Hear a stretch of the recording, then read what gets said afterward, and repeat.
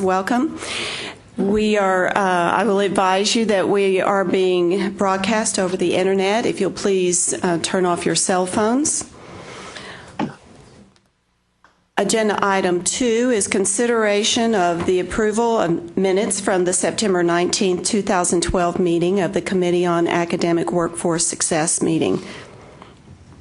Has everybody had a chance to look at those?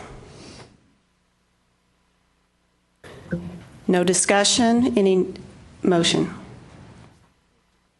I make a motion. Thank you. A second? Second. Thank you. All in favor, say aye. Aye. All opposed? Thank you. Agenda item number 3 is consideration of approval of the consent calendar for the Committee on Academic and Workforce Success meeting. Is there any discussion? Any motion? So moved. Thank you, Durga. Second? Second. Thank you, Dennis. All in favor, say aye. Aye. Aye. Aye. All opposed? Thank you. Motion passes. Agenda item number 4 is consideration of public testimony on items relating to the Committee on Academic and Workforce Success. We have several individuals who have asked to testify, but I'd like to invite them to come up as their agenda item. The related item is being discussed, so we'll continue with that. If there's anyone else who's registered for public, no one else has registered. There's no written testimony? No, ma'am, I don't believe so. The individuals who have registered to testify appear to all be here to testify on the DNP proposal. Okay. From UT Health Science Center, Houston. And I'm sorry, Linda, do you have? So those are the only ones. So I believe we can move to that item, or when we get to that item, we can call them up. All right. Thank you. Thank you. Agenda item number 5 is a report from the Task Force on Graduate Health Professions. Mr. Bobby Jenkins will provide an update. Yes, ma'am. Our Task Force on Graduate Health Professions, we met yesterday and considered 2 staff reports. The white paper that was done, the Doctor of Nursing Practice, and the second was the Undergraduate Medical Education, a survey of Texas medical schools, clinics, clerkships, and rotations. These were both staff reports. The task force heard staff overviews of the reports and received stakeholder input. We had a lot of wonderful input and very valuable. 2 things that happened. A motion passed to consider both reports with staff revisions incorporated that will include technical and other changes at the January board meeting. So we've made some changes to one of them, and we'll hear that in January. Another motion passed to place the proposal for the American University of the Caribbean on the January board agenda. So that'll be coming to us then. In a lot of the work of the committee today, I'll give you a brief overview of the DNP study that was presented to the task force. We heard first an overview from Chris Fowler, the Senior Director in the Workforce Academic Affairs and Research Division. She provided an overview of the report beginning with the directive from the board in December 2011, which stated that the new DNP programs would not be considered by the board until staff had conducted a study of the existing programs and the need for additional programs. The study posed the following 4 questions. What is the Doctor of Nursing Practice, DNP? How and why has it proliferated? Does the state need more DNP programs? And should the board consider the BSN to DNP pathway? In addressing these questions, staff reviewed survey data collected from the state's nursing programs, researched trends on advanced nursing practice, and examined the policy positions of government agencies and professional nursing organizations. Staff also surveyed healthcare facilities on current and future hiring trends, compared the proposed DNP to previous health degree expansion efforts, calculated the cost of expanding master's level nursing education to the doctoral level, and conducted interviews of institutional and agency representatives. The staff survey showed that 84% of all qualified applicants were admitted to an existing DNP program offered in public higher education institutions. The survey also looked at workforce as evidenced by posting for advanced nursing practice positions in hospitals, physician practices offices, and clinics in September and October of 2012. None showed the DNP is required, and the majority required only a Master of Science in Nursing. the MSN. The survey also found that requiring the DNP in place of the MSN for APRNs has significant cost implications for the state and students. Students would pay an average of between $10,400 and $21,000, depending upon whether the program was at a university or health-related institution. The state would also pay between approximately $18,750 and $27,500 more in formula funding. Additionally, it would take students longer to complete the DNP pathway. The task force heard input from stakeholders, including institutions with pending proposals for new programs or revisions to existing programs, and those interested in pursuing a DNP program in the future. The task force also heard from the Texas Board of Nursing, Texas Organization of Baccalaureate and Graduate Nursing Education, the Texas Organization of Associate Degree Nursing Education. So we heard from a variety of stakeholders, and all of that input was noted, and that concludes what took place at the task force yesterday. Thank you, Mr. Jenkins. Item 6. Item 6A is consideration of a request from the University of Texas Health Science Center at Houston to remove a contingency on the previously board-approved Doctor of Nurse Practice to allow the institution to offer the degree as a post-baccalaureate program for the nurse anesthetist concentration. This will be presented by McGregor Stevenson. Thank you. The Doctor of Nursing Practice at the University of Health Science Center, Houston, was originally approved in 2006 in nursing anesthesia. The program has continued to be successful moving forward, and in 2010 they requested that a limitation that was imposed when it was approved in 2006 that only degrees could be awarded for post-master's students.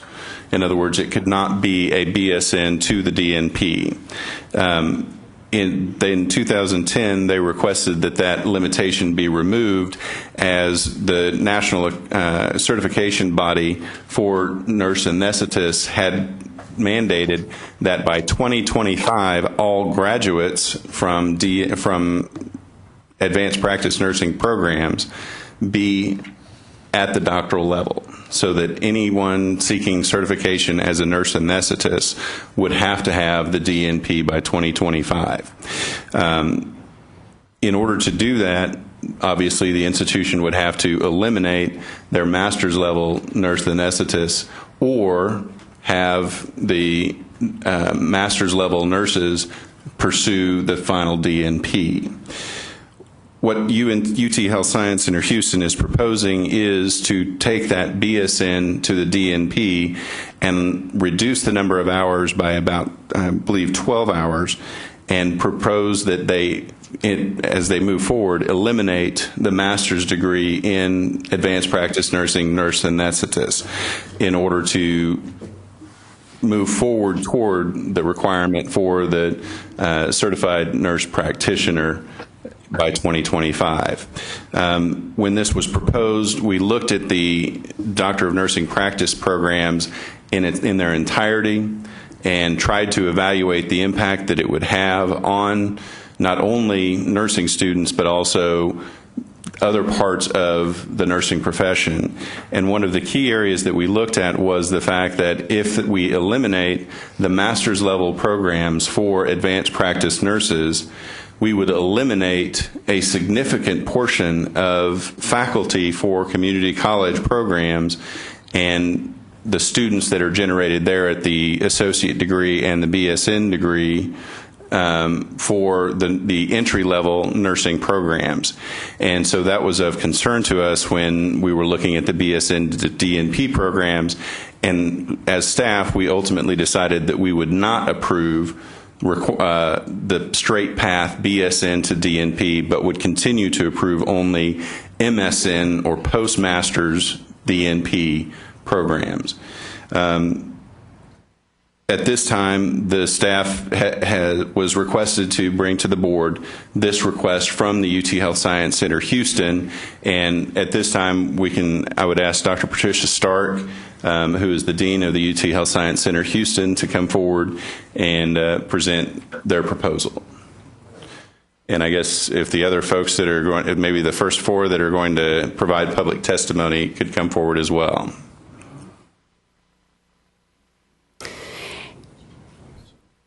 We do have an off-site member of the board, so if you would pull your microphones very close to your mouth and be sure the red dot is lit. Thank you. Madam Chairman, I can't hear you. You have to push the button. There. hello. Okay, thank you. He's on. Madam Chairman, members of the committee, I'm Ken Shine. I'm the Executive Vice Chancellor for Health Affairs in the University of Texas System, and I appreciate the opportunity to make some comments about this proposal. I would like to emphasize that this is a request to remove the contingency with regard to the BSN to DNP pathway only as it relates to certified registered nurse anesthetists. It is not a proposal to do that with other programs, and I want to try to explain the reason why that this is an essential activity. I will not belabor the fact that the state of Texas needs more certified research nurse anesthetists. For example, the national average for such positions is about 21 per 100,000. We're at 9.5. We're at less than half. The role of, as you will hear, of these nurse anesthetists is extremely important. You'll hear from MD Anderson at one end of the spectrum, but I would emphasize that 2/3 of rural hospitals use clinical nurse anesthetists for their anesthesia, and that 35% of the graduates of the UT Health program serve in underserved areas, particularly rural hospitals.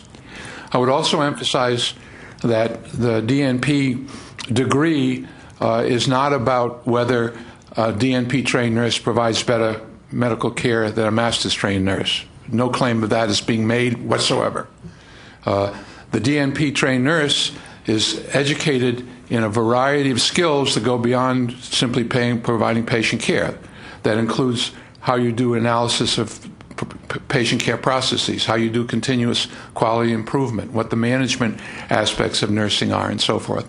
And although there's considerable evidence that there's a relationship between hospital mortality and education of nurses, with the mortality being lower, the better educated, that's not the argument here in terms of the DNP for BSN.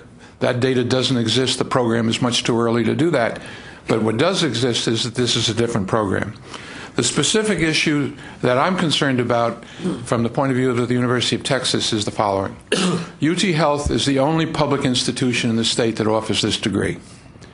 As such, it is responsible for offering opportunities to people who want to pursue the DNP pathway. As Mrs. Stevenson has pointed out, the cloud no bigger than a man's hand on the horizon is that DNP will be required by the National Accrediting Board, and we would like to educate individuals who not only can succeed in Texas, but in fact are eligible and accredited to practice throughout the country.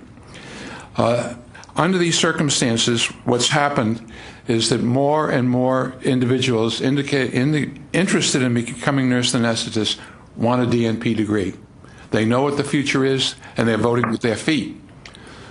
Subsequently, 2 private institutions, both Baylor and Texas Christian, have opened programs that go from BSN to DNP. And surprise, surprise, they're growing very rapidly. The effect on our program is that both applicants and matriculants have declined significantly. We've gone over the last 3 years from having 68 individuals in the program to 51 in progressive decline. And unless the BSN DNP is available at our institution, that we're going to continue to see that decline. I would emphasize that these are expensive programs. And what we did in the University of Texas is we said what we ought to do is prioritize where we did what kind of expensive education. So that's the reason that Houston is the only nursing school that does the nurse anesthetist. That's why the midwife advanced practice nursing program is at UTMB. And this is an attempt to consolidate those kinds of activities. Out-of-pocket costs for a nurse getting the DNP at our campus is in the range of $35,000 per year. In the private sector, it's $34,800. In the private sector, it's $75,000 to $85,000. And Texas Wesleyan has just asked for accreditation for a program that's going to go to $89,400. So we are concerned that in the absence of the BSN to DNP pathway, that Health Science Center Houston's programs will not be attractive to students. We will continue to lose enrollment. From my perspective, it becomes a question of whether we can afford this expensive program. Let me conclude by commenting that I don't believe the argument about community colleges is relevant. Nurse anesthetists rarely, if ever, are educators in community colleges. That's not what they do for a whole variety of reasons. So while it may be an issue, and we can, I'm not here to discuss the report on DNPs. I have other concerns about that report, but I don't believe that's a relative issue. And we feel that the students themselves are going to tell us what they want to do, and we believe it's very important that we maintain at least one public program in which the BSN to DNP is available. Thank you very much. Madam Chairwoman and members of the committee, thank you for this opportunity to talk to you today. My name is Dr. Pat Stark, and I'm the Dean at the University of Texas Health Science Center at Houston. And just to summarize, in July of 2010, we requested to change our Master's to Doctoral program for the nurse anesthesia only. We got a reply in January of 2012 that because the accreditation did not go into effect until 2025, there was no rush for this, and we were to maintain the program. A number of things have happened since 2010 when we originally made the request, and I wanted to share some of those with you. And I want to tell you that we are not asking for this change because of the accreditation mandate, although that is a factor. We are asking for this change because, as Dr. Shine said, the students are voting with their feet. Our applicants have dropped.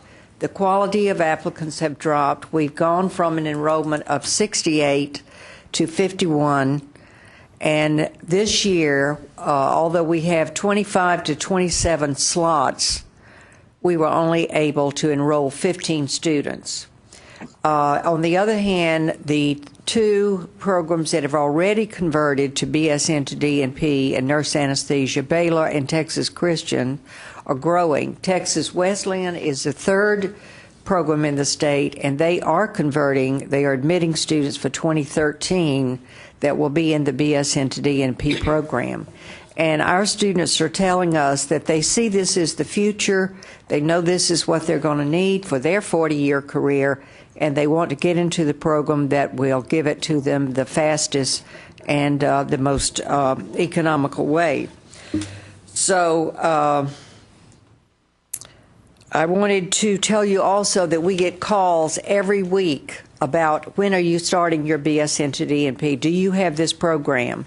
And we know that students are seeking this degree and will continue to pay the higher fees to get the degree that they believe will prepare them for their future. Over the last 3 years, these private institutions have converted their program to 36 months. We have a program, because we have to do BSN to MSN to DNP, our program is 47 months. So again, students are choosing 36 months for the DNP. We have the capacity to add additional students if we have the faculty resources to expand. But we are very concerned for the state of Texas and the providers that are needed for our state if our enrollment continues to drop. 35% of our graduates practice in the rural and underserved areas, and in these areas, there usually is no anesthesiologist, and the nurse anesthetist works with the surgeon, with the obstetrician, with the dentist to provide the services, the trauma stabilization, to move patients to trauma centers. Our total program is $35,000 tuition and fees. compared to $75,000 to $89,000 in private institutions. And we believe we are more attractive to the economically disadvantaged students and those who are trying to avoid a large amount of student debt. Our calculations do not concur with those in the DNP white paper. For nurse anesthesia, which is the longest and thus the most expensive program of advanced practice, we have calculated the cost to the state for formula funding would be $7,013.19 over 3 years, or less than $2,500 a year more than we are paying now. And the current the tuition cost to a student for the BSN to DNP program would be only $3,000 more per student total. $3,000 would include the tuition and fees and books and supplies. And finally, I would like to say that we have a very urgent reason to make this change now. In Houston, we are the recipient of one of only 5 grants in the nation to demonstrate graduate nursing education methodology. This is a CMS grant from Washington. We are the only school in, we're the only site in Texas that got this award. It is totally over $200 million over the next 4 years. What is required in this is that we increase enrollment, and we will draw down money if we increase enrollment. The grant pays for all the clinical training and the management and other things that are related to training these advanced practice nurses. And if we are not going to increase enrollment, if we're going to drop enrollment instead, we're going to lose out on federal money that could be coming into Texas for the next 4 years and perhaps permanently, because it is a demonstration project. So we don't want to miss this opportunity. And therefore, for all these reasons, I ask you to please reconsider and remove that contingency. Thank you. Next. Yes, my name is Guy Clifton. I'm visiting professor of neurosurgery at the University of Texas Medical School, founding chair of the neurosurgery department, and served as chair of the division in the department for 15 years. In 2010, I undertook a project to see if we could improve the quality of care and decrease the cost of care of chronically ill Medicaid children. And in doing that, collaborated with Dr. Tamika Harris, who's a pediatric nurse practitioner with Doctor of Nursing Practice degree. We had an opportunity to review 3,900 medical records, of which we had cost data and also medical record data from our practice, pediatric practice. And what we found in reviewing 750 medical records of the children who had been to the ER 2 times or more or been hospitalized was that 300 of that cohort of 3,900 was driving 50% of the program cost, and that these children were readily identifiable. They had all manner of chronic illnesses, from asthma, cerebral palsy, bronchopulmonary dysplasia, epilepsy.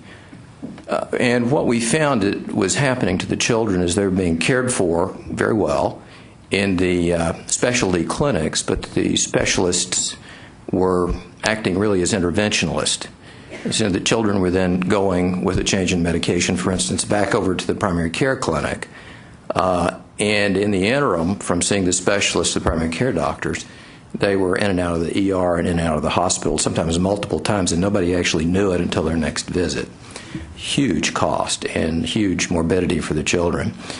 So the project that we co-designed was to essentially create a medical home for the children. Now, there were not enough pediatric faculty in our fairly large department, but very busy department, to do this with physicians. It wouldn't have worked. And so the program that Dr. Harris and I designed was to provide 2 interventions, really 3. One, Dr. Pedro Mosquera, a pediatric pulmonologist who was comfortable managing a variety of chronic illnesses, became the primary care physician for these children, again, with all manner of conditions, epilepsy to pulmonary problems. we needed to provide to the children 24/7 call availability and walk-in hours, the two interventions that everybody reckoned would improve their care. And that was accomplished by collaboration between Dr. Mosquera and 3 nurse practitioners, including Dr. Harris, who provided walk-in hours every morning, 5 days a week, and shared 24/7 call. This actually ended up being a randomized study. Half the children in the chronic care model I've just described, half in our usual good academic care model. The result at the end of a year with 150 children was a 30% reduction in cost, including the increased cost of Dr. Mosquera's time, the nurse practitioners, and a 50% reduction in hospitalizations and definite improvement in quality. I would say that the ability to design such a project and the analysis clearly required doctoral training to accomplish, and the program certainly couldn't have been accomplished without a collaboration between nurse practitioners and a very skilled physician. So I do speak in support of this change. Good afternoon, Madam Chairman, members of the board. Thank you. My name is Tom Feely. I'm an anesthesiologist. I'm a professor of anesthesiology at the University of Texas MD Anderson Cancer Center. I also head the Division of Anesthesiology and Critical Care at MD Anderson, a position I've held for the past 15 years. I've been a practicing anesthesiologist for 37 years, and I have worked both at the University of Texas, as well as spent 20 years on the faculty at Stanford University. We extensively use nurse anesthetists to provide care. They're an essential part of what we call the anesthesia care team at MD Anderson. That's a balance of physicians trained in anesthesiology and nurse anesthetists. They're essential for providing care in our institution and throughout the state of Texas, both in the anesthesia care team working with physicians, as well as in practice in rural environments. The training of the nurse anesthetist is critical, and the improved training that it comes with the DNP program is noticeable to me. I continue to practice anesthesia, and I've now noticed that as we have DNP-trained nurse anesthetists, we're starting to see a new level of academic interest, a new level of engagement, and have been absolutely phenomenally impressed with their ability to step up their game and compete with the anesthesiologists for doing the types of hands-on research that needs to be done in healthcare delivery, especially when it comes to the operating room. And I will give you one example.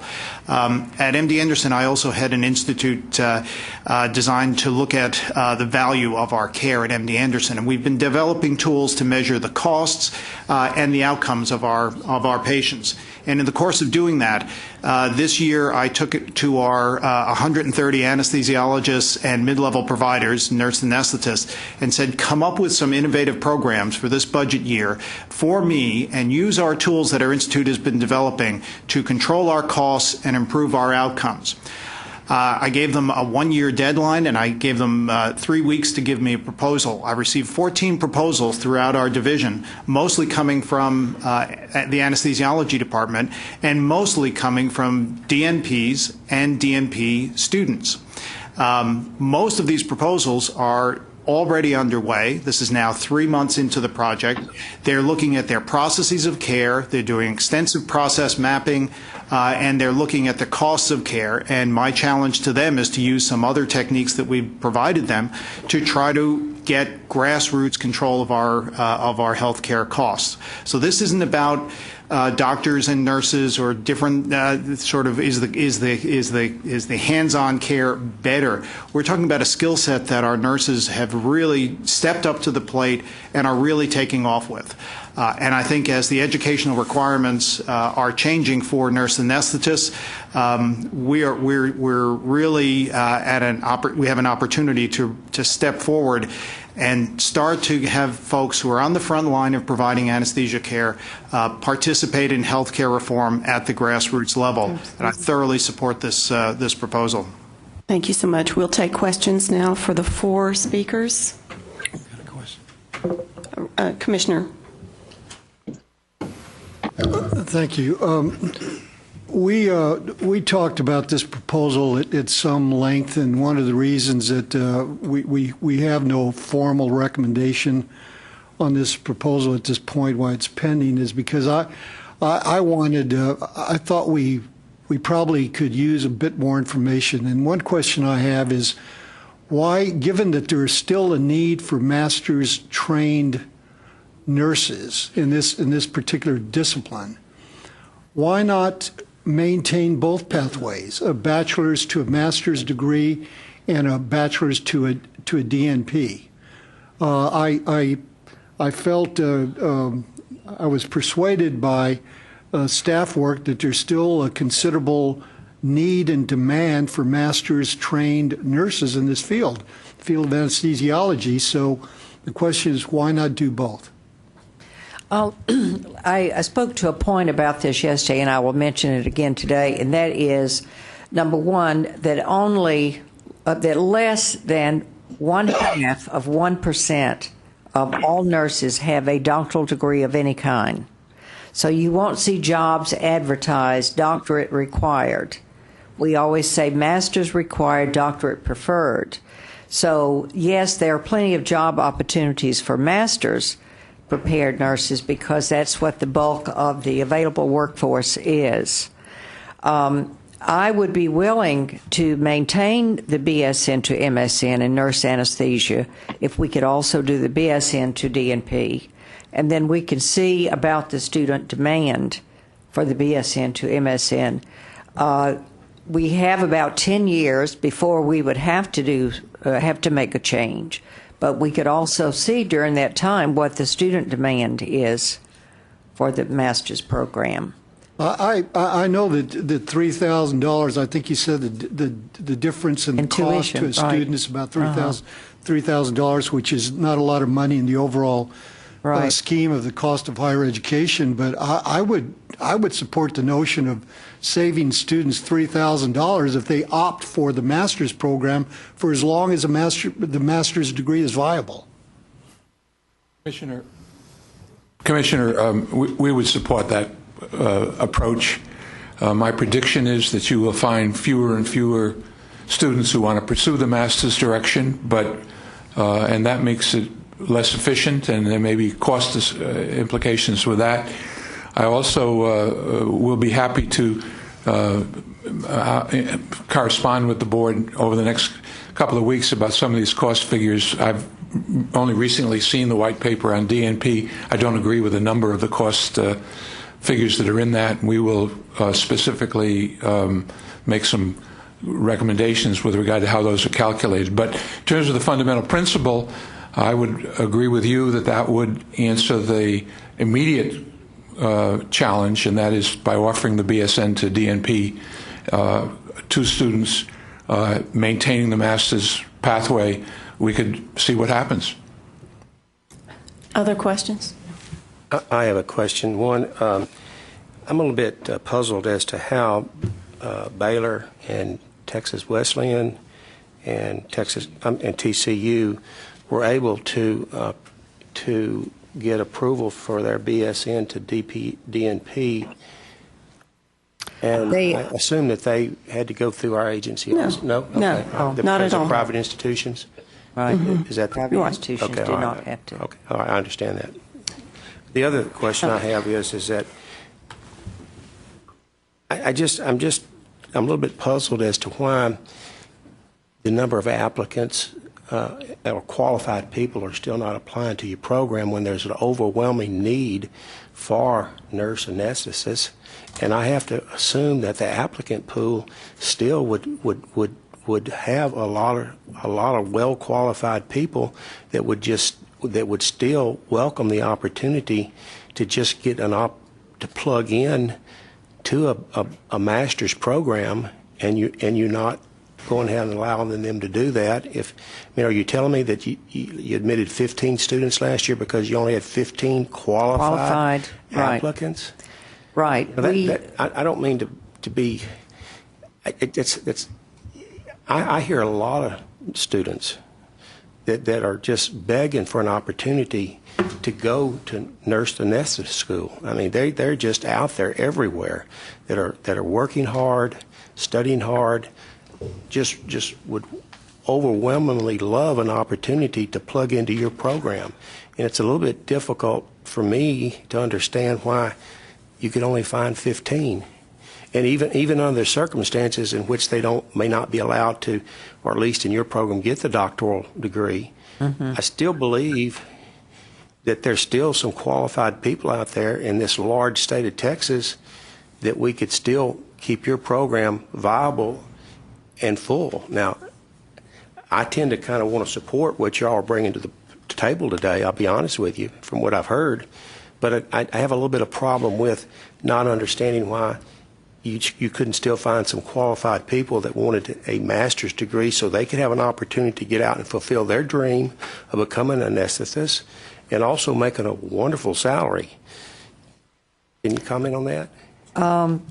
As you know, we have in universities, usually admissions are selected by a faculty committee who look at many things, their grade point average, their they are required to have some critical care nursing experience and other things before they can get admitted to nurse anesthesia. Our admissions committee includes a group from MD Anderson who help us choose who are the best students and the ones that we feel will succeed in the program. And they carefully review each of the applicants that we get, and they make the selection. So the administration doesn't get into who they select. And this is what the committee gave us, that was the number of students they felt were qualified for this program. Dr. Golden, it's all about the pool size. We accepted slightly more than half of those who were applicant, but the pool size dropped considerably because these are smart people, as you point out, and they know what programs are available to them at other institutions, and they've chosen to go to those other institutions and to apply there. Because and you would do the same thing. It would be rational at this point for you to take a program that's going to be 11 months shorter, if in fact you could do that in comparison to the other programs. But the pool size has declined here because of these other programs, and the third institution planning to add such a program sees that they can substantially meet this need. And we would like to be as competitive with them. I think you deserve... Dennis, let me interject. I will tell you that I had a concern about this too. So I went to TCU and talked to the dean personally for about an hour, and she told me this fall they had over 200 qualified acceptable applications. They could only take about 60. They've tried to expand their program. Then why didn't they direct some of them? She said that it's all because of the timing and what they want professionally. This is a group that wants to go straight to the DNP. So I asked her, I said, what happened to those other applicants that didn't get accepted? She said, I'm sure they went out of state. So my concern was, are we putting a huge burden on the citizens of Texas to pay an exorbitant cost to go to Baylor or TCU or Wesleyan when we could have a state program that would be much more affordable? I understand that. I understand your point, and I just wanted to ask that question. The other thing I want to point out is that I have a letter here written from John Preston, which is a real good letter, by the way, but in his last paragraph, he states, your professional association stands behind your efforts, and I personally would like to acknowledge the significant value of your applicants, students, graduates, and profession for making your curriculum transition as soon as possible. This is just me as an individual, and again, I'm leaning towards supporting your proposal based on what I've heard today, and probably will vote in favor of it. But when I get a letter and it says it's a professional association, I tend to replace the professional association with trade association. And trade associations tend to promote what's best in the best interest of their individual profession. So sometimes I have to it just throws a little flag in my mind as to whether or not these recommendations are made for the best interest of the nursing profession, or is it really in the best interest of the state of Texas? Because it says your professional association stands. I replaced the professional association with trade association. Trade associations by nature do what's best for the individual profession, not just nursing, all of them. I'm a member of a trade association. We call it a professional association, but it primarily serves it's a self-serving interest primarily, by and large, all of them are. So I don't put a lot of credence in information that comes to me as a decision maker that comes from individual trade associations. I tend to place more credence in what I hear from y'all individually. Dr. Golden, it's all about the students. It's about their professional development. It's about what's good for Texas. Dr. Teuscher will tell you that we're both very active in professional organizations, but we act on the basis of what we think is the best for education and for health. Whether the professional education organizations want to write letters to members of the board is up to them, but that's not in any sense a driving factor for how we draw our conclusions. So you can be quite comfortable that that's not the effect. If I could also say, it is not the trade association that has put their requirements in place. It is the accreditation association has put the timeline in there. I think he also meant he knows the quality of our program and the quality of our graduates, because we've been around a long time. And for instance, last round we had 100% pass the licensing exam on first try. We pride ourselves in high quality education, and we have that reputation, and that's what attracts students. That's why we are surprised that the students are choosing these other programs, BSN to DNP, because they want that doctoral outcome. They know we have a quality program. It's less expensive because it's master's, but they still are opting for the DNP. Let me say this, if I can, Madam Chairman. We deal with that on this board, and we've commonly referred to this, and I'm sure you've heard of it, as degree creep. And I'm not saying that this situation is one of those where we're seeing degree creep, but we do see that in some of our professions. And I'm going to personally go on record as saying pharmacy is one of them. And I get phone calls from deans of pharmacy schools in this state that want to go from a 6-year doctoral program to an 8-year doctoral program. And their scope of practice is what it was 50 years ago. So I'm not against it, but at some point it drives up the cost. Now, I'm not saying what you're going to do is going to drive up the cost, but as a board, we're sensitive to this degree creep that is occurring in certain professions that's been mandated by their accreditation bodies, which we don't have any control over. But it is driving up the cost of health care in this country in some instances, and a lot of it is in the cost of drugs.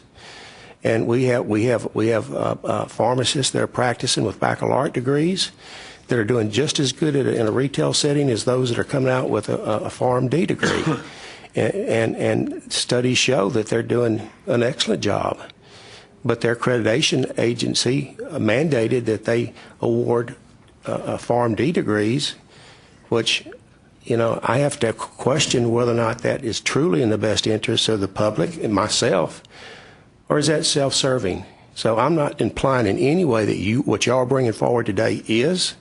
I'm simply saying that there are situations that we suspect that has something to do with some of these situations where we're seeing the degree creep, which is not always in the best interest of the public. I personally believe that y'all have made a good case for what you're asking for, and I will support it. Dr. Feely, you had a comment. I have a very brief comment. I'm a member of one of those trade associations for anesthesiologists, and I would just encourage you not to get into the long-standing anesthesiology, nurse anesthetist, trade association battle over scope. There is not enough anesthesiologists in the United States to provide anesthesia care. The anesthesia care team has emerged very well, and this should be about what's best for our patients. It's also not about degree creep. It's about the educational requirements that are necessary for practice of anyone who is caring for patients under anesthesia in the 21st century. And this improvement in the educational process is just a necessary evolution and shouldn't be tainted by turf wars, doctors versus nurses. This should be focused on what's best for the care of our patients. And I wouldn't be here today if I didn't believe that was 100% true. You're somewhat unique. Dr. Tesher. And number two, let me say one other thing, is that Chair, you're exactly correct in what you're saying. I got a comment and a question. Yes, Durga. It's amazing that UT Health Center can graduate nurses for 40 to 50% of the cost of the other 2-3 schools. Mm-hmm. I'm totally amazed. I'm just wondering, how do they do it for such a low cost, number one? And then there is shortage of nurses in Texas. And why don't we also have the master's program simultaneously going, like UT is willing to do, in addition to DNP? So I'd like to know how can they do it for such a low cost, and I would like them to consider continuing master's program also. Thank you. The cost that we have are, we have a partner with MD Anderson, and they do help us financially with the salaries of the faculty who perform services in the clinical agency. And they give us other support, as certainly in the Texas Medical Center, we have outstanding clinical training sites. There is no charge to us for those clinical site training spots, and that covers a lot of our cost. I think, thank you for the question. I think people do not appreciate in the health science centers how much cross-subsidization goes on of programs. And when I say cross-subsidization, it means that you have many faculty who are educating these students whose income is derived from the practice plan or from their research grants or whatever. That's not an advantage that some of these other institutions have, where they basically have to carry the full cost. But there is an enormous amount of subsidization going on. I see estimates about what it costs to educate a physician, for example, and the state puts of the order of $160,000 a year into educating a student. It costs of the order of $800,000 or more to educate a student. That's the cross-subsidy. So I think that has a lot to do with it. The second point is we don't pay our people a lot. I mean, one of our biggest problems is in maintaining faculty in a number of these positions because, in fact, they do it out of dedication and commitment. The salary structure is such that it's pretty impressive. And the final point I make is, I think what we've said is that the Commissioner's proposal to allow both access to the master's degree and the DNP from the BSN makes sense to us, and that will give the students an opportunity to decide how and what way they want to proceed. Dr. Tesher. Thank you. I have one more quick comment, Janelle. Yes. My daughter is graduate of UT Health Center, and I'm very proud of her. She got her master's in public health. So I'm a little bit biased, but I'm going to support the program. Very good. Thank you. Very good. All right. Thank you. Dr. Tesher. So let me clarify. You said cost is $35,000 versus $85,000. The student's costs. That's tuition.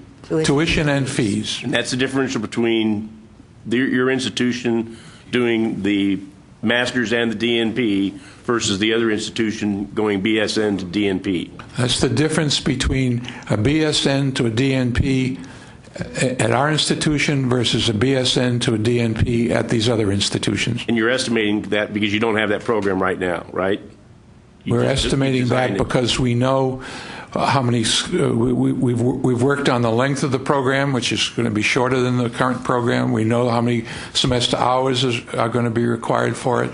And so we have a business plan for it. Yes, sir. Okay. But part of that is the state is subsidizing yours and not the absolutely. Other. Okay. Absolutely.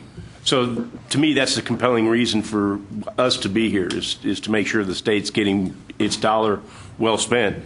And I believe, and I don't want to quote you on this, but Dr. Shine, didn't you say that there was no claim of better anesthesia care between the MSN and the DNP as far as clinical anesthesia services? What I'm saying is that there is no research data that shows that the clinical care provided by a DNP-trained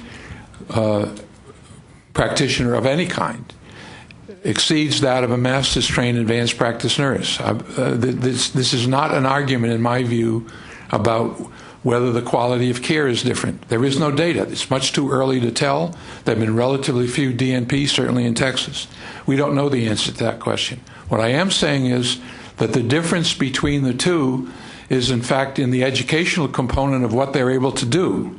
Now, granted, they get additional clinical training, but I think, as Tom Feely has clearly pointed out, their ability to analyze care delivery models, their ability to come up with approaches to improving care, to implement, to do quality improvement, to do management. All of these are skills that go with a doctoral degree, which are not part of the master's degree. And as an educator, from my point of view, that's a fundamental reason for a person doing a DNP. Yeah, and to take up that point, so the patient, or excuse me, the nurse who says, I don't want to do research, I don't want to do all these other things. I want to go back to my small hometown in rural Texas and practice nurse anesthesia. By doing this, the state's going to have to pay more money for more tuition. The student's going to have to be in school longer, and they're not going to get any degree that's going to allow them to practice that for the rest of their life in that current setting. Sir, I don't agree with you. That individual going back to a rural institution who is a clinical nurse anesthetist or the DNP is very likely going to play a major leadership role in that institution, may end up as the director of nursing in that institution. The skill sets that the nurse learns in the course of this program are available to nurses. Quality improvement is not just about being in an academic setting. Quality improvement is a fundamental element of our whole healthcare system, as you know very well. And having nurses prepared so that they can take advantage of that, they know how to do fishtail mapping and all the other things that go on, I think that's a huge advantage for our system. Okay. You talked about additional clinical training, yet I've looked at attachment F and attachment D and E, and I don't see additional clinical training in there. I see the same amount of clinical training modules between what you're proposing BSN to DNP as already exists in your MSN program. I'm going to let Dr. Stock respond in more detail. But that's my point. There may be, in fact, some additional clinical training, but the major additional training is not about delivering clinical care. It's about the other skill sets that go with the DNP. So that's why you're not seeing a huge difference in terms of the masters versus the DNP. But I think in anesthesia, you might want to comment directly about that. The basic requirement for masters is 500 clinical hours. For DNP is 1,000 hours. But our nurse anesthesia program has always had many more hours than the minimum requirements. So we're 2,500 or some number like that already.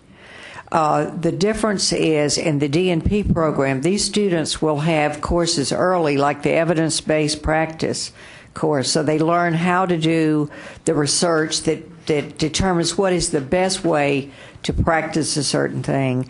And then their clinical hours are built on top of that DNP content so that their clinical type of experiences would be different than they are in the master's program, where you're simply looking at taking one-on-one, taking care of a patient.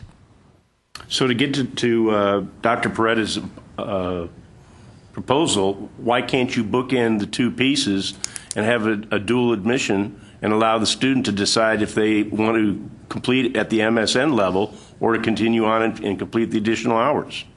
They would have to be two separate programs because we can't have a stop out in the BSN to DNP. The accrediting agency, again, has to approve each program. We have the BSN to MSN already approved. We would have to apply to them to approve the BSN to DNP, and they would be two separate programs, but we can do both programs. So you've got two programs now.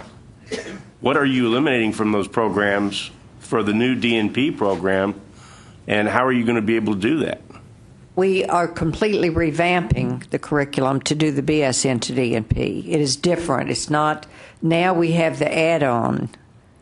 With the BSN to DNP, it would be a revised curriculum.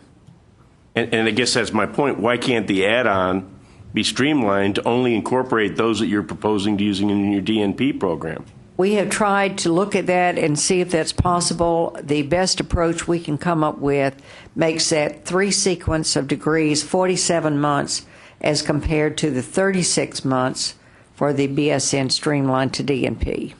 Dr. Toshi, it's an integrated program. If you do the BSN to DNP program, from the very beginning, it has to be a integrated program that's holistic, that gets you from one place to the other. That's different than if you're just going to go for the master's program, because some things that might be covered in the DNP program may be covered later in the curriculum than in the master's program. The bottom line is, what Dr. Stock is saying is that we would continue to offer a BSN to an MSN degree, and we would continue to offer a BSN to DNP degree, or if the contingency were lifted, and the student would have to declare which track they were interested in, so that from the beginning it was clear what they were going to be doing, and so that the curriculum for them would make sense. And what we're saying is the student would then have a choice, and they would be in a position to decide whether they want to take the master's pathway or the doctoral pathway.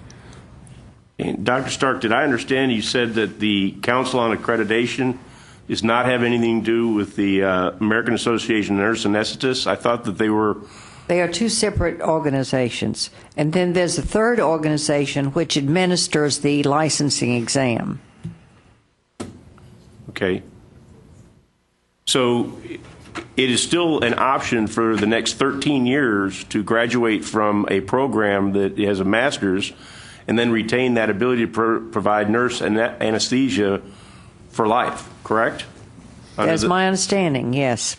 That if you graduate from a BSN to MSN program and maintain your license renewal throughout, then you would be licensed to practice for the remainder of your career.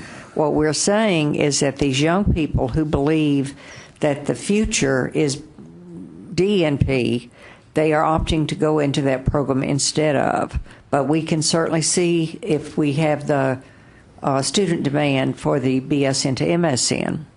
And it would work until the Accrediting Association timeline comes down 2025, but you really have to back up before that and be sure the students you admit that graduate by 2025 would have that DNP. So probably no later than 2018, we'd have to be looking at transitioning. Dr. Clifton, you had a comment. I'll be very brief. For the last 5 years, I've been on the business side of healthcare, not the delivery side of healthcare. First 25, 30 years, I was on the delivery side. And I move around the country a lot. Washington, D.C., Pennsylvania, talk to a lot of people in the insurance business and in the self-insured employer business and the federal government. The train that is coming in healthcare is of physicians affiliated with hospitals, affiliated with nurses, are absolutely going to be forced to accept accountability for cost. That is happening right now. Accountable care organizations is the current terminology for this. In order for, we tried this in the 90s and we're not ready for it and did a very bad job of it. I was at UT when we did this. It's not going to stop this time because cost has to come down. So what is happening is, this isn't the issue of, can I design a research study? I mean, that is an issue. But the issue is the advanced training is in systems thinking, the kind of systems thinking that a hospital in a community of 60, 70,000 is going to have to do to increase its efficiency, improve its quality, because payers will, within your practice lifetime, will be requiring groups to practice together in a way that they can control costs. And Texas is not going to be prepared if we do not have doctorally trained nurses who inherently take to systems thinking, in addition to physicians. It's called pay for performance. It is here. It is here. You're right. Madam Chair. No. United Healthcare, Aetna Healthcare, Blue Cross. It's already in their contracts. Pay for performance. Madam Chairman? Yes. At the risk of getting between the doctor and the nurse, what I'm hearing, I think Dr. Feely put it well. It's really not this board's responsibility to get caught in the middle of the turf war between the doctors and the nurses, which is clearly what's happening with the accrediting bodies and the professional associations. But that's really not, the scope of something that we can direct, affect, or we just have to analyze what's best for our institutions, giving the marketplace, while still preserving our responsibility to cost efficiently meet workforce demand. So what I heard earlier is a commitment to maintain a master's pathway. I assume that would extend to maintaining its relative cost advantage to the BSN to DNP pathway, yes. And then continue to monitor this over time. I'm curious what your opinion of the transition period in the marketplace will be, whether we'll see this happen in 3 years, 5 years, what have you. But for the time being, it's my perception that staff's biggest concern is that we not eliminate the opportunity for nurses to choose a master's pathway, which is still $100,000 cheaper education, at least compared to the private BSN to DNP pathways, even though it takes 11 months longer. Presumably, your feeling is that students value that 11 months more than they value the $100,000 in extra cost that they're spending. They could make more than that in 1 year. Mm-hmm. Practice. Right, and I assume that's why the time is of greater value. But if I'm correct, there is a commitment on Dr. Shine and Dr. Stark on your part to maintain the master's and maintain it as cost efficient in terms of student cost, a level as is practical in comparison to the other pathway. Absolutely. And, I was raised as an experimentalist.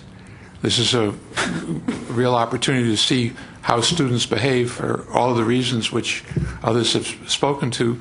I think the students ought to have the choice. I do have one other question, and this is a little broader projection into the future, but today we're talking about a relatively narrow program, the only public nurse, advanced practice nurse anesthetist program in the state. What is your expectation for how fast this trend in accreditation is going to spread to the other nursing, or at least the other advanced nursing professions? And are we going to be coming back and having the same discussion over all the other advanced practice areas? You want to respond? I don't think either of us will be back for that discussion. But yes, it is moving rapidly. And I probably won't be here to listen, but it is moving rapidly. The DNP has caught on, and there are now 184 programs in the United States. Many states have already moved to BSN to DNP for all their advanced practice roles. In Texas, we have a roadmap, and what we're saying is we believe should be done is the two models, BSN to MSN to DNP, and then the BSN to DNP. We don't think we ought to be starting new programs that will have to transition in the future. So we're saying any new program should go ahead and be BSN to DNP. For instance, in the Rio Grande Valley, with the new medical school, there's no point in them starting an outdated model.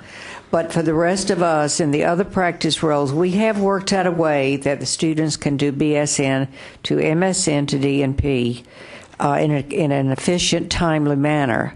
We have a new program we've started at our university that was funded by some of the foundations in the city, are very concerned about the lack of primary care providers. They are furnishing funds to pay all the tuition and fees for a bachelor's nurse to go 4 semesters to get the master's in family nurse practitioner. They will also pay them a stipend of $2,000 a month so they can work 1 day a week less and go to school full time. Then they are paying all their tuition and fees to finish and get the DNP. And they're now asking us for a proposal to add $35,000 a year for those students so that they also can get through faster. So we have worked out a very successful model that this will work for nurse practitioners. We like this model because after 4 semesters, they can practice in the community as an advanced practice nurse while they get their doctoral courses. I would just emphasize, Mr. Hellenfels, it's hard for me to predict the pace of these things, but I want to emphasize the fact that this UT Health Nursing School is part of a $200 million initiative with the Herman Hospital and other hospitals on looking at models with regard to education of nurses. And I think that there's a lot that we'll learn over the next several years about that program, which I hope will inform us and you going forward as to what, in fact, the practice models are likely to be. I would emphasize that, the fact that regardless of what Texas does with Medicaid, the so-called 1115 waiver is going to substantially increase the number of patients seeking care in this state. And unless we have a model that's flexible, where we can take care of patients using a variety of resources in terms of the kinds of health professionals that are involved, I think we're going to be in serious trouble in terms of providing care. So I think the more that we can, in fact, learn about these models, the better for everybody. Well, certainly none of us can predict what 10 years from now will be the delivery model for health care. I'm told we have 2 more people who would like to provide testimony on this matter. Could we? For the sake of time, yes. We'll go ahead and invite the next group up, unless there was a question for one of these. Yeah. I just want to be on the record here, both for the comments from our guest and our chairman. This has nothing to do with the turf battle. Unfortunately, oftentimes in these discussions, people will interject that particular word in order to obscure the real issue. The real issue is I've been working for 32 years learning and practicing alongside nurses. I hold them in the highest regard. I do not think this is doctors versus nurses. I am concerned about outcomes. I work every day in my operating room with the nurse anesthetist and anesthesia team. They are all master's level trained nurses. And I polled them when this issue came up. None of them, if they had to do it over again, would be interested in extending their training to a DNP because they practice in a clinical setting. They're not interested in research or in leadership positions. My concern is that, as you have stated, that the outcomes, the safety, and the costs have not been demonstrated to be improved. They may in the future, but they have not to this point. And we have all this body of experience, and Dennis has talked about this many times. The pharmacists have done it, the physical therapists have done it, and I'm concerned that the nurses are going to do the same thing. We've got this degree creep. Everybody's got to be trained at the very highest level when we have a lot of healthcare providers who provide excellent service at the traditional level, which is the master's level. That's my concern. All right. We have 2 other speakers. Would you introduce yourself? Make sure you have the microphone close to your... There we go. Good. My name is Juan. No, you have to punch the button. So punch the button. There you go. Better. I usually have a very big mouth, so that's not a problem. I apologize. All right, my name is Juan Quintana. I'm a rural practicing CRNA. And do you want to introduce both of us, or should I just commence? Go ahead. Go ahead? No, go ahead. Very good. And so I wanted to come here basically as a representative of CRNAs. It's extremely important in the rural sector, and as perhaps many of you know, CRNAs provide over 50% of the services out there in counties that are rural, and primarily those counties that have lower populations. For at least 150 years, CRNAs have practiced, and especially here in the state of Texas. I have personally been in practice in the state of Texas for the last 15 years, specifically in the rural sector. I can tell you that when I decided to enter the Doctor of Nursing Practice program and completed it, I had a very good idea of what it was about. I wasn't really, as Dr. Tesher is indicated, interested in doing a lot of research. That really wasn't my purpose. But I had some concerns about the capabilities of those CRNAs practicing in rural sector and the connectedness that you have or don't have with the rest of the healthcare population. When you practice, especially in the rural sector, sometimes it's a bit of a silo to be out there doing your own thing. In my case in particular, there are no anesthesiologists. There's not a bunch of people around to help you. There's a few excellent providers in the rural sector doing outstanding work, but nevertheless, sometimes I felt like at the time that my ability to garner research or to be able to understand it better could be improved. And I think that is what I find after having had the DMP experience, that in fact what we did was we were able to pull resources that before were somewhat vague to us, that although we had experience reading research, that sometimes we're not the greatest consumers of research, that there's a lot of it out there, but are we using it to apply it to our practice today? That I think there was some of that was lacking. And so I think after having this DMP experience that I'm a much better consumer of the research that exists. I think it's imperative that as the CRNA, being sometimes the only anesthesia expert in the county, that it's important that we have access to, and that when I do a Google search or when I look into Cochrane's review, that I'm able to examine the research correctly and apply that excellent research to my practice. Sometimes that goes unnoticed. I can tell you the story of having taken over the services for a facility where a CRNA had been practicing for 30 years. She was an excellent provider, and by all standards, she was doing a good job. The patients were going to sleep, the patients were waking up. But the services were somewhat limited in that she didn't have insight into the latest and greatest in terms of medications that she was using, techniques that she was using. The patients were certainly still getting surgery done, but there was a potential to improve upon that. And so when I came upon that, like I said, it made me recognize that there is a bit of a gap, that we have to be better consumers of research when it comes to what we're doing. And I think that's certainly consistent with the mission and the philosophy of this association, that we provide a high quality, excellent, in my case, anesthetic, so that when I'm out there in the rural sector, that I have, that I'm now able to at least look at the research that exists, examine it carefully, and appreciate the value that it brings to me. Or in some cases, I'm not pointing any fingers at anyone's research, but sometimes it's not exactly up to par. And that, in that instance, I can say this needs a little more review.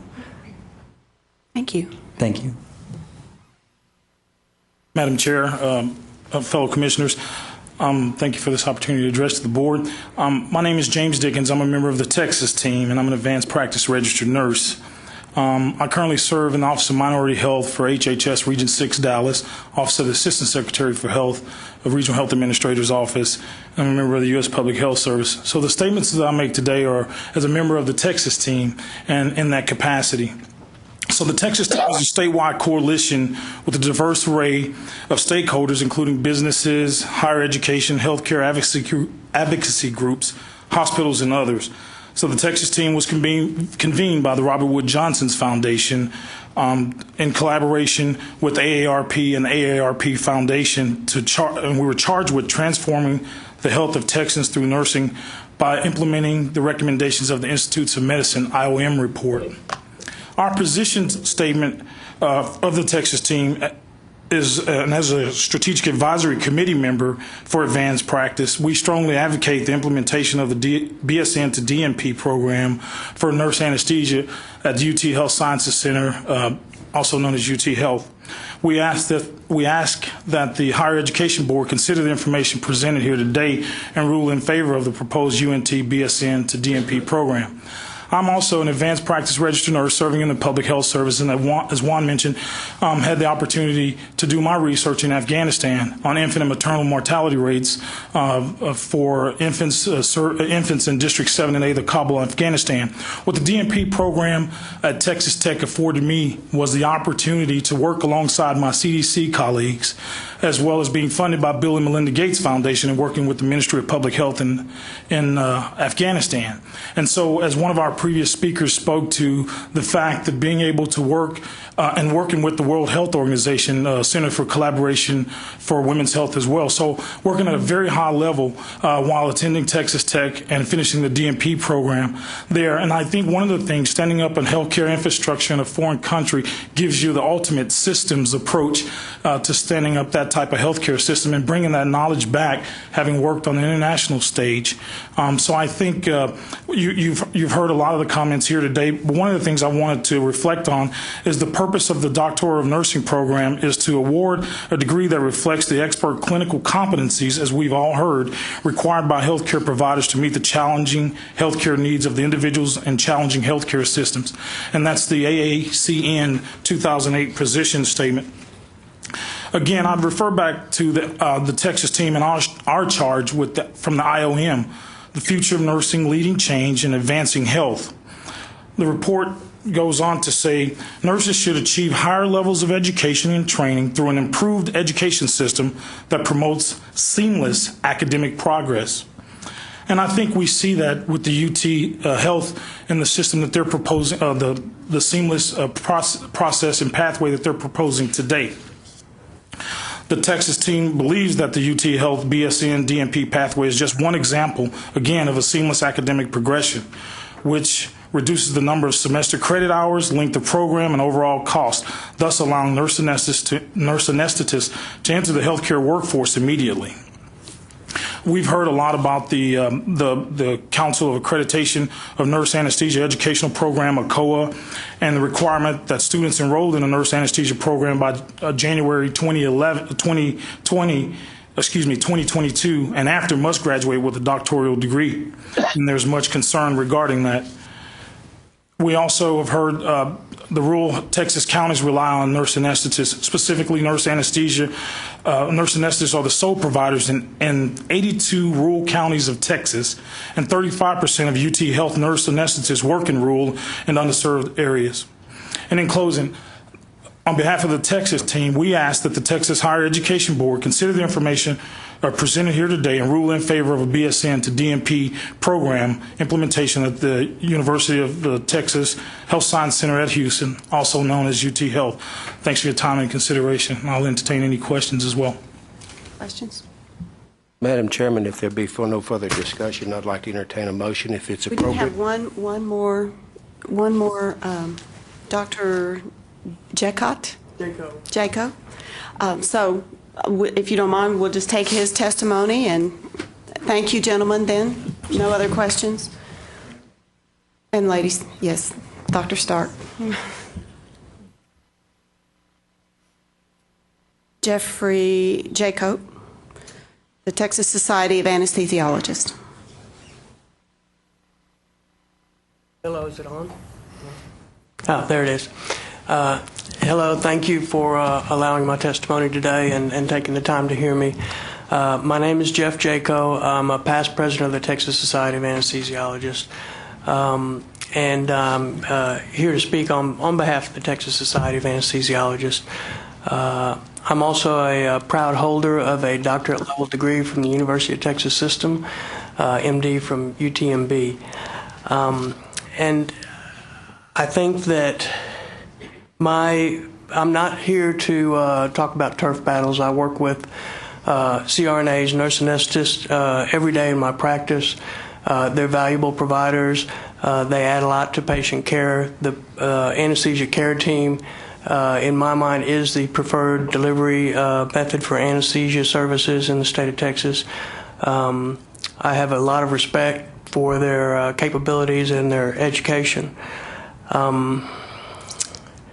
What I'm concerned about here today, and what I want to try and convey, is my concern that perhaps this consideration of the DMP program is a little too rushed and a little bit too premature. And I have several points to make along that line. The gentleman sitting next to me made the point that this is not about better clinical skills. It's not an argument about the quality of care difference between a master's level CRNA and a doctorate level CRNA, but it's really about better administrative skills, better process improvement, and the comment was even made that if they go to a rural hospital, they may end up being the director of nursing at the rural hospital. I don't mean to belittle administrative skills, and there are many, I would say, more nurses in administrative positions in our hospitals and in our government infrastructure than there are physicians. So that's not to belittle that, but we are talking about a DMP, Doctor of Nursing Practice, not Doctor of Nursing Administration degree.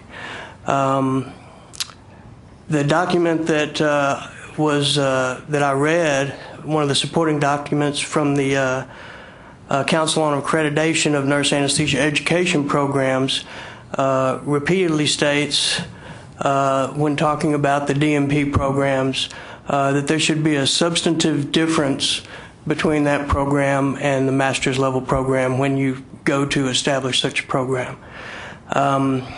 In reading through the curriculum, and I'm not an expert on educational curriculum, but it seems to me that we're going from a 36-month program, or from a 32-month program to a 36-month program with 4 months of non-clinical work that mostly involves process improvement skills and administrative skills.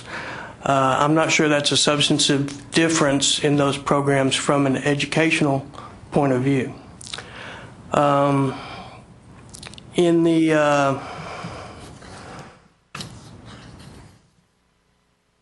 In the Texas Higher Education Coordinating Board philosophy, there's a statement that I found very apropos. It was access without quality is mediocrity. And I agree we need more nurses in Texas, but we need well-trained nurses in Texas. I'm not saying that the nurses we have aren't well-trained. Dr. Feely probably made the argument for me better than I could do it myself. When he talked about the MD Anderson CRNAs and the difference that he sees between the CRNAs who have a DMP versus a master's level degree, I think that that's exactly how it should be. If you have a doctorate level of education, it should be noticeable. You should stand out from somebody with a master's level education. That's what education is all about. Probably those individuals that he's talking about, though, are nurses who have been trained in Texas who have gone from the baccalaureate through the master's to the doctorate program, through the longer sequence that we have in Texas, the one that they're trying to do away with. I'm concerned that Dr. Feely's being notably impressed with the step up in their game and with their increased career potential for those nurses with a DMP degree may be lost if we actually cheapen the DMP degree to where it's just 4 months more than a master's of nursing.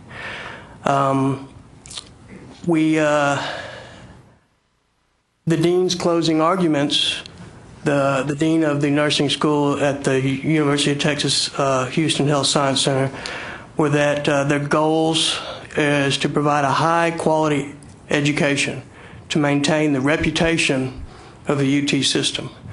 And I think that that's how UT has acted in the past. I think that's why the UT School of Law, the UT School of Business, various UT schools of medicine are nationally ranked, nationally renowned, and that's a reputation that we have to uphold. I don't think it necessarily serves the citizens of Texas or the current graduates of UT or the current holders of doctorate level degree from UT, to degrade that quality in any way, to cheapen the level of a doctorate degree from the University of Texas in any way.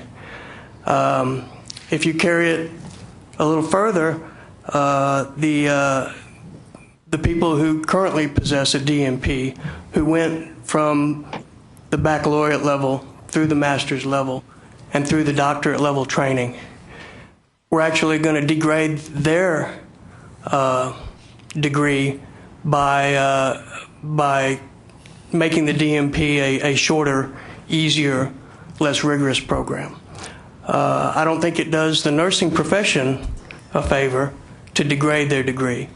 I don't think it does any of the other department at UT who might decide that, well, if that's the requirement for a doctorate, we can trim our program. I just think it's a step in the wrong direction. I don't think lowering the bar is the way UT maintains its reputation. And I'm afraid that what's being proposed here is a lowering of the bar. Students are voting with their feet. They choose the 36 months rather than the 47-month program. They choose the easier path. But if it's a less expensive path and they end up with a better education, I think that's the value that UT wants to provide. I don't think that chasing the students who choose the easiest path is going to get you higher qualified students, and it's going to fill your program with graduates that will make the University of Texas proud. I think taking that to its extreme I'll be sitting next to the dean of the University of Phoenix Houston Health Science Center, where you can get your degree online. Easy is not always better, and fast is not always better. I understand there's a financial impact, but in medicine, performance, quality, value is the thing that we want to look for. How much quality do you get for the amount of investment? It's not necessarily cheapest is best. It's the best value that we provide in education for the citizens of Texas. I'd like to answer Mr. Paredes' question about why not maintain both, and I think that they said they'd maintain both, and I think that's probably a good idea. I think the answer in my mind was because if you maintain both programs in the current master's form and in the proposed DNP form, you'll find that there's not any substantive difference. 4 months longer education, a little bit more money, and you get a doctorate degree instead of a master's degree. It's very similar to the way that you can go from a master's to a doctorate in nursing now with mostly online study in some programs, not a UT program though. Are there any questions? I think we're about out of time. Okay. I'd like to entertain a motion if there are no other questions. Staff a question? Turn your mic on. I'd be happy to answer any questions. McGregor, do we have any doctoral programs that are less than 4 years in length? I thought that was the standard for all of our programs. There are some that can be completed certainly in less than 4 years. Yes, sir. What would those be? I'd have to go pull the numbers, but it depends on the number of hours that a student takes. Some doctoral programs may be 60 hours, so you may see students being able to complete those in 3 years. BSN to doctor? Sure. And I guess, I mean, my understanding is that this is going to, the BSN to the DNP is going to be 123 hours. 12. We've got 112. Okay. MD programs. Just wanted to make sure. Within the UT so that's 22 hours more than the current BSN to the MSN? It's a revision. The current master's is 90, and the revised BSN Chair Shepard, 112. Okay. We have been, Chair Shepard, Yes. we have been discussing this for quite some time. We have heard a lot of testimony from several people, and I would like to make a motion to approve the agenda item 4A. I'd like to second it, please. We have a motion and a second on the floor. Other discussion? All in favor? Say aye. Aye. Durga? Aye. Anyone else? Aye. All opposed? Nay. Motion passes. Thank you. Thank you.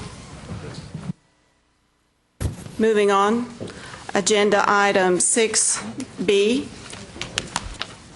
is consideration of adopting the staff recommendation to the committee relating to a request for a new degree program from Prairie View A&M University for a Doctor of Nurse Practice degree. Thank you very much, Madam Chair. You have supplemental materials. We worked to get this proposal before you, and the site visit team didn't get done until a couple of weeks ago, so it was not in your original packet. Prairie View A&M has proposed a postmaster's Doctor of Nursing Practice for family nurse practitioners. This is a 39-hour degree program that would be in a hybrid format, so there'd be some online and some face-to-face instruction. And the institution has received a support of $3 million from donors in the Houston area to support the program in its beginning.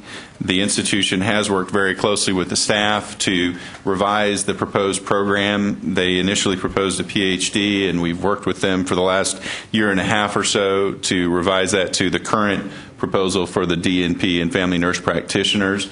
The contingency for the program is that it be postmasters in the certified nurse practitioners, with the understanding that the staff could approve expansion of that beyond the family nurse practitioner should the institution be able to show success in their initial programs with corresponding need in the other area that they might wish to expand into. And the staff does recommend approval of the new degree program. And I know that there's quite a contingent, including right. Dr. Joanna Thomas-Smith, the provost, and Dr. Betty Anna. How Is did I there miss discussion? the last name? Sorry. Questions? We have resources to answer questions. McGregor, do you have this information online? Was it sent by email? Yes. Yes, it was. Was the supplemental information sent by email? Yes, it was. It's supplemental agenda item 6B. Okay. Thank you. No questions? Move approval. It's 1.5 hours past midnight here in India. We have a motion on the floor. Second. We have a second.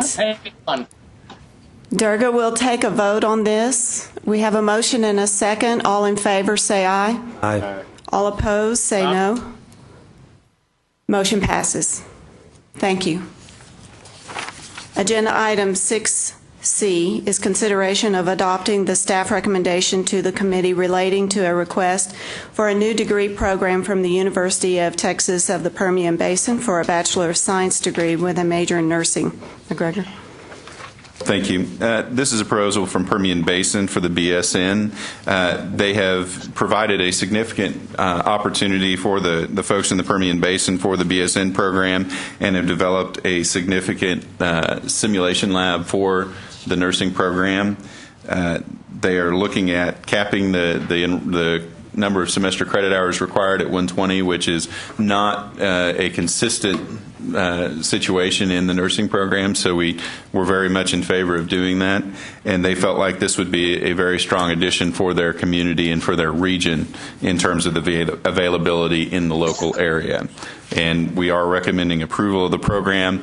I know both President Watts and the provost are here, and their director of nursing. Will this include an RN to BSN option too? Not at the beginning. At the beginning, it will only be the straight BSN program. We had discussed whether or not they would add that in to the future, but they also recognize that there are a significant number of RN to the BSN online programs, Okay. and so that might not be the best place for them to begin. Okay. Move approval. Second. There's been a motion and a second. Any questions or discussion? If not, all those in favor say aye. Aye. Aye. Opposed, say no. Motion passes. Thank you. Agenda item 6D is consideration. Bill Musrazo. I'm sorry. Yes. Thank you, Madam Chair. The reason I have approached y'all is the motion on the UT Health Science Center Houston, I think it appeared there was general consensus among you as well as Dr. Shine and Dr. Stark that both programs, the bachelor's to the master's as well as the bachelor's to the DNP, would be the programs that were encompassed within the motion. I believe that was what Dr. Agrawal intended, but if I'm wrong on that, please correct me, Dr. Agrawal.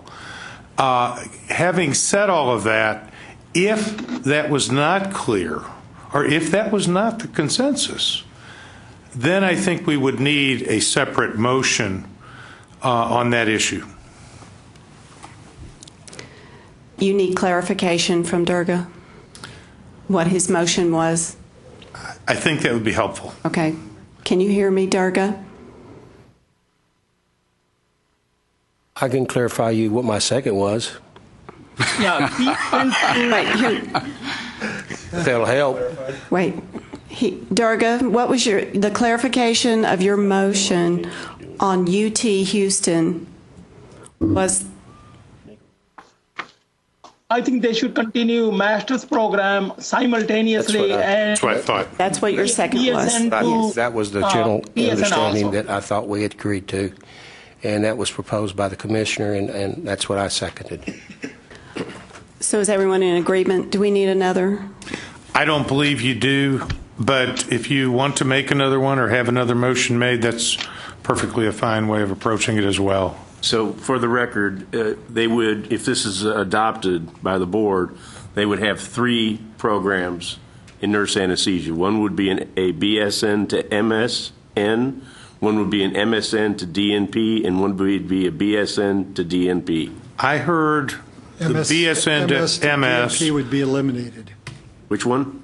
The MS to DNP would be eliminated. That was my understanding as well, sir. Okay, I'm not sure why you would want to do that, because you may have people out there at MSN and they want the short course to jump in and get their DNP before the window closes in 2025. I voted nay, so I don't really have a lot of standing on this, but I think you ought to really think seriously about. They've left the building, so we'll stand with the motion and the vote that took place. So the motion will be from BSN to DSN and also MSN to DSN. We will get clarification from UT before we bring it to the board for final vote in January. Got time to clear that up. Thank you. Agenda item 6D is consideration of adopting the staff recommendation to the committee relating to the request from Texas A&M. I hate to indulge you, but this is our recommendation. Whether they choose to agree to it or not is really not germane. And I think we ought to just decide this point. Do not we want to retain the MSN to DNP program for those nurses that are out in Texas practicing nurse anesthesia for at least the next 12 years, so that they don't get caught in that window? If they choose, as Dr. Shine says, all of a sudden the for hire sign goes up, and now it starts requiring DNP, and somebody only has the MSN. 5 years from now, we've closed the only public program in this state. I would think so. And even though I voted nay on the BSN to DNP program, if you're going to retain the other, you need to retain both components of that pathway. Dr. Stark is here. Y'all pull her out of her car? She can't leave. Dr. Shine already left. We just wanted to make a clarification. Thank you for... Sorry, you missed lunch, and now she's just finally getting something to drink. The question is our vote took place. The suggestion was, or the vote was, for the BSN to MSN to run parallel with a fast track from BSN to DNP. Mm-hmm. Would you keep the MSN to DNP available, especially for those current CRNAs in the state who might want to come back and get their DNP? Yes, we currently have that, and we intend to keep it because that's where we get our faculty that will teach in the other program. But that really doesn't take a vote from us for them to continue that program, would it? Does not. Okay. Because that's a program already in place. And the intent was to keep it, was never really placed on the table as part of this. All right. So is everybody clear? Thank you. Thank you, Dr. Stark. Thank you. All right, agenda item 6D is consideration of adopting the staff recommendation to the committee relating to the request from Texas A&M University for 6 doctoral degrees. Thank you very much. This is a part of a larger merger proposal of the Texas A&M University Health Science Center in Texas A&M University Health Science Center and Texas A&M University main campus. They are attempting to merge the two institutions together with the Health Science Center becoming a component of the Texas A&M University. So it would just become another college within the university. These 6 programs represent the doctoral level degrees that A&M main campus would need to have the authority for in order for the merger to take place. These are 6 degree programs for which main campus did not have the authority to offer the degrees prior to this point, and which the medical school in their merger currently offers. There was obviously, because these programs are already offered, we already have students in these programs, they're already accredited to whatever degree necessary. There's really no significant change to the degrees. There were a couple of degrees which were either a joint degree or which were duplicate, for which Texas A&M main campus already had the authority for the degree as part of the joint or duplicate program. So those did not need new program approval. And so these 6 programs are the remaining ones. At the staff level, we have handled all of the master's and I believe 1 baccalaureate degree program that were necessary for the merger. This approval is contingent upon the merger actually happening. If Texas A&M, part of the contingency is that if the legislature does not continue to fund the Health Science Center programs at the current levels, because there's a disparity between Health Science Center funding and university funding, if they do not continue to fund at the Health Science Center level, the merger will not take place, and A&M will at that point no longer have the program approval for those degrees, because obviously they don't need it. The Health Science Center is right there. So we do recommend approval for these 6 degree programs. Dr. James Hallmark from the A&M system is here to answer any questions if there are any. And that's where we are. Discussion. Dr. Tesher. I don't think I got a separate briefing document on that. Was there a supplemental briefing document on this? No, sir. Okay, then maybe it would help if Dr. Hallmark could come forward and we'd be able to ask some questions. Certainly.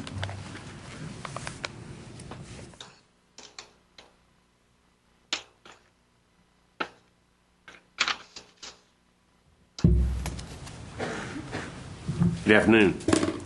Do you have any prepared remarks or want to say anything? I do not. Okay. Actually, am I on now? You are. I do not. I'd be happy to attempt to address any questions you might have. I'm James Hallmark. I'm the Vice Chancellor for Academic Affairs for the A&M system. I'll send our greetings to my good friend John Sharp. I will. Yeah. Good story about John Sharp. John Sharp and I were on the Tax Reform Commission together. And John. Stick to the agenda. I can't tell a good story? No. Okay, well, good sharp John had a way of introducing everybody on the coordinating board when we were doing everybody on his team when we would go into these hearings across the state. I think we did 24, 25 hearings, and so we're in Nacogdoches, Texas, and he introduces me as the 1978 Rose Bowl Most Valuable Player, and has everybody convinced that I actually played in the game and had two interceptions, 10 solo tackles, and ran 1 back for a pick 6. Wow, impressive. At another one, he introduced me as the 1976 boys high school bull riding rodeo champion. So I wasn't the only one he picked on, but some of my greetings. Real quickly, briefly, I want to just kind of establish 2 points. Obviously, this is a contingent approval, and you have some other issues that you have to go through. Most of all is formula funding. If the funding dries up, I understand from statements from university officials that they probably would not go through with this. That's correct. But one of the big drivers is the belief that you could draw down federal research dollars additional federal research dollars. Can you walk me through what funds would be available under that structure that are not available under this current structure? Yeah, it is speculative to a great extent that we would be able to do so. It's mostly an effort to remove some barriers and obstacles that would enhance collaboration. We already have a good bit of collaboration amongst faculty on main campus and faculty on the HSC. By doing so, though, eliminating any obstacles that might be there and having them all working into the same organization, the NIH, NSF, all of those entities are focused on collaborations across those silos, and we believe that this will make us more competitive in those environments.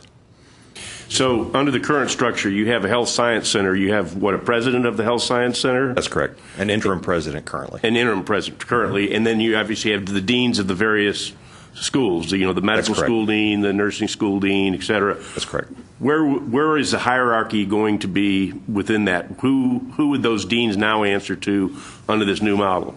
They would be answering, those deans would be answering to the provost, if the merger goes through, they would be answering to the provost at Texas A&M University.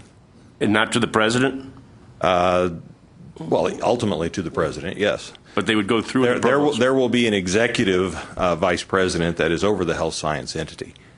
Okay. And that person will be somebody such as Dr. Jerry Peterson, who's currently the interim president, who has those kind of credentials. Who I think was here yesterday. I'm sure he was, yes. Yeah. I'm sure there has been an expression of concern about, quote, clinical autonomy of these institutions. How is that going to be maintained? Is there going to be sort of a firewall or Chinese wall around some of these entities? I mean, that's been the issue at other institutions that have this model. Yes, sir. And from our perspective, nothing is changing in that regard. We still have the same structure, the same administrative structure. It will simply be under the president and provost in terms of a senior administration of the university. So that won't change at all. And that's true of the faculty, the programs, the students. It really is taking this entity in its whole and placing it within the structure of the university. Thank you. Other questions? I don't intend to. I intend to vote for your proposal, by the way. But this is a can of worms that this is going to open up. I don't think it's something that we're going to have to deal with. But you've got several other models where, for instance, the pharmacy school at UT, the pharmacy school at UH, which is presently operating under the university formula funding, and then you got the health science formula funding that's higher, and you understand where that's going to create some problems with those schools? Yes, sir. Where they're going to say, for years and years and years, we've been operating under this university formula funding, and we've had the rules that we've had to deal with and live with for all these years, and now all of a sudden A&M comes along and says they don't want to live with those same rules, even though they're organized and structurally, administrative-wise, the same way that we are. So you understand somebody, probably it's not going to be us, but you understand that somewhere over there on the Capitol, you're probably going to have a shootout at the OK Corral on this issue. Yes, sir. And there's already been at least one hearing that I attended that focused on this matter. And I would. And you can understand why, the UT pharmacy dean would sit back and say, well, I don't understand why y'all consistently said that we have to take university funding, which they have, and now all of a sudden A&M wants to restructure the same way we're structured, and they want the health science funding. I'm not going to take a position on this. I'm going to let somebody else settle this issue. But it's just kind of almost like, well, we don't want to play by the rules that these other guys have been playing by. We want to take all the advantages that this structural system seems to offer, but we don't want to take anything on the downside. In other words, as long as it doesn't cost us any money. And it just didn't sound quite like, maybe quite fair. I don't know, for lack of word. I mean, where you've got certain colleges that have operated years and years under less of a formula funding, and all of a sudden A&M steps in and says, well, we want to do it the way y'all doing it, but we don't want to give up our special funding formula. So if I was a legislator, I'd say, yeah, I'd probably go along with it, but I'd probably go ahead and increase those other two guys up Yes, sir. Too, I'd raise everybody up just to be fair. I'd try to work out something that would be fair for everybody. For the sake of time, I'd like to stay on the agenda. Is there anybody else who has a question for Mr. Hallmark? I assume, or Dr. Hallmark? Dr. Hallmark. I make a motion we approve. All right, thank you. Do we have a second? Second. Thank you. We have a motion and a second. Further discussion about the agenda item. All in favor, say aye. Aye. Aye. All opposed, say no. Motion passes. Agenda item 6E was on the consent calendar. Agenda item 6F is consideration of adopting the staff recommendation to the committee regarding institutions' plans for closure and/or teach-outs pursuant to Chapter 7, Subchapter 8, Section 7.75. McGregor. Thank you. This is a procedural step that must be taken. The board has to recognize and approve the closure of these campuses as part of our rules.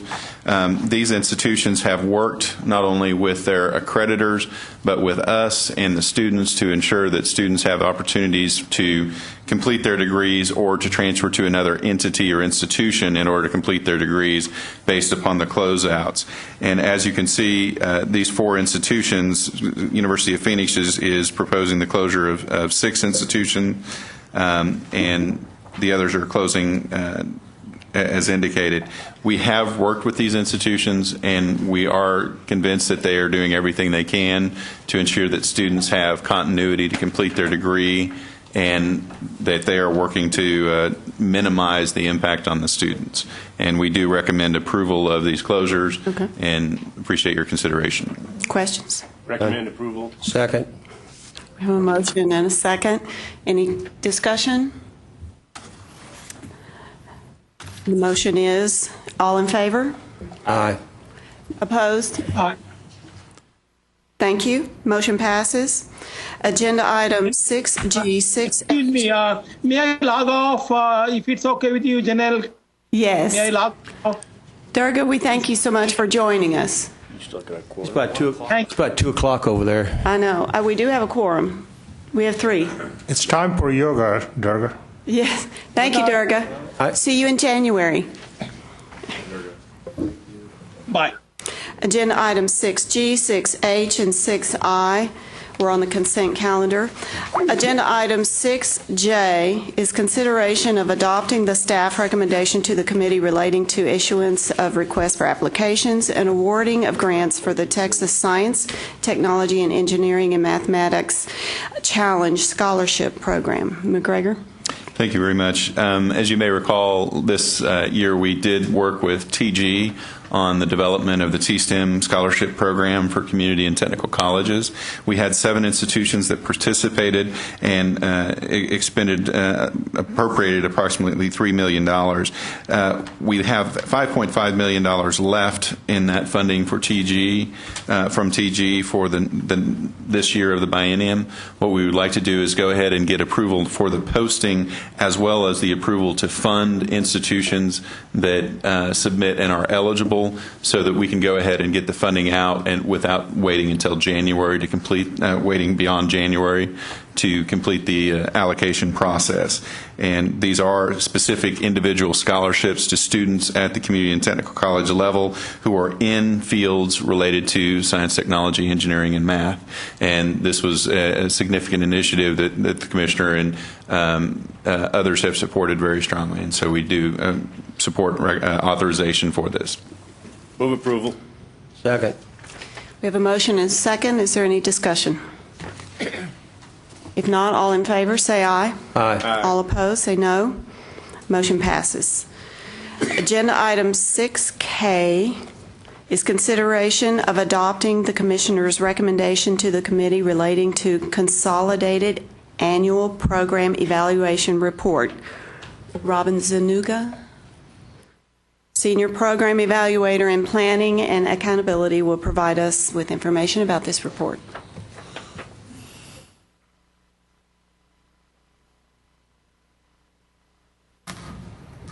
Good afternoon. You need to turn on your microphone. Pull it towards you, please. Oh, there. Yeah. Okay. Thank you. Good afternoon. The 2012 Program Evaluation Report includes information on approximately 24 programs that operated during 2012. It includes all areas of the Closing the Gaps initiatives with special focus on programs that encourage participation and success, college outreach, and informing teachers of the college and career readiness standards and how to implement them in their classroom. The report has been provided for you for you to read and give comment, and we'd appreciate hearing from you anything that you would like to say or any questions that you have to ask about the report or any of the programs included. Also, at the end of this agenda, we will have a presentation on one of the programs that's highlighted in the report, the AVID Program for Higher Education by Dr. Joseph Shields at Gibson Consulting, who is our external consultant on that evaluation. Questions? Discussion? Move approval. Second. I have a motion and a second on the floor. Discussion? If there's none, all in favor say aye. Aye. Aye. All opposed say no. Motion passes. Thank you. Agenda item 6L is consideration of adopting the staff recommendation to the committee relating to cost of distance education report, Rider 57 of the General Appropriations Act, 82nd Texas Legislature regular session. Thank you very much. I'm going to defer to Dr. Van Davis, who put the report together for us, and turn it over to him. Good afternoon.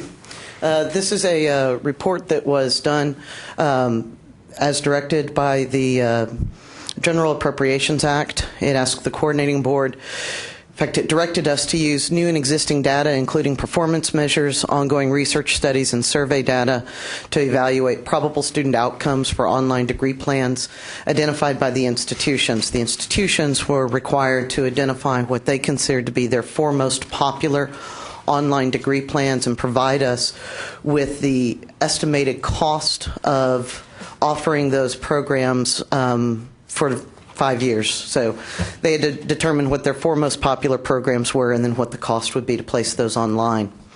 We then have been directed to analyze that information to try to determine costs and also to try to get a handle on possible effectiveness and cost efficiencies. This was a tricky report to do. Cost in distance education is notoriously difficult to calculate. One of the reasons why it's difficult to calculate is because the National Association of College and University Business Officers, NACUBO, which is the organization that provides the standards for accounting practices, has not created a methodology for accounting for online and distance education costs, because that then means that all of our institutions are left up to determine how they wish to handle those costs on their own campus. We were not able to obtain uniform data. Every institution accounts for distance education costs differently within their systems. Some institutions have differentiated those costs in their accounting practices. Some institutions haven't. In part, that is also dependent upon the size of the institution and the manpower that they have available to do the accounting practices. As you can imagine, that created quite a challenge for us. What we did do is we worked with the Learning Technology Advisory Committee and some other folks to develop a survey instrument. We used the broad NACUBO categories. Those are instruction, academic support, institutional support, student services. And then we asked institutions to estimate costs. If they were using accounting practices that allowed them to provide us with actual costs, we asked them to do that. What we found in the data that was given back to us, and this went out to all community colleges, all state colleges, all technical colleges, all universities, and all health-related institutions. What we found was that there was a significant disparity in the estimated costs depending upon whether or not infrastructure for the delivery of online education already existed at that institution. We also discovered that there was significant disparity in current program effectiveness, where institutions were currently offering one of these 4 programs online, we asked them to provide us with their current effectiveness standards. The standards we asked for were graduation rates and GPA. Where they were not currently offering the program online, we asked them to provide us that information for the face-to-face program. We found that there was a great deal of disparity. Some institutions were offering programs and were seeing high graduation rates, high GPAs. Other institutions were offering the same online program and weren't seeing those sorts of results. We found that associate degree programs, on average, reported to be less expensive to offer and deliver than master's and bachelor's and doctoral programs. We found that associate degree programs, when we asked institutions whether or not they felt that one of these programs would be effective, we found that the associate degree programs were more likely projected to be effective than baccalaureate or doctoral programs. Master's programs were reported to be the most likely projected to be effective. I suspect that this has to do with the fact that the master's programs that were identified as popular tended to be in the business field, and those programs were deemed to be easier programs to offer online than, say, programs that required significant clinical or practical components to them. What we did do in the report is we included some of the national data on cost, which, quite frankly, for the post-secondary level is very thin. There was one other state study that had been done at the time that this report was written. That was a study that was done in 2010 by North Carolina. They looked at the cost of developing online courses versus face-to-face courses, and then they looked at the cost of delivering them. What North Carolina found matched what we had been hearing anecdotally from our institutions. Development costs for online courses are more than for face-to-face courses.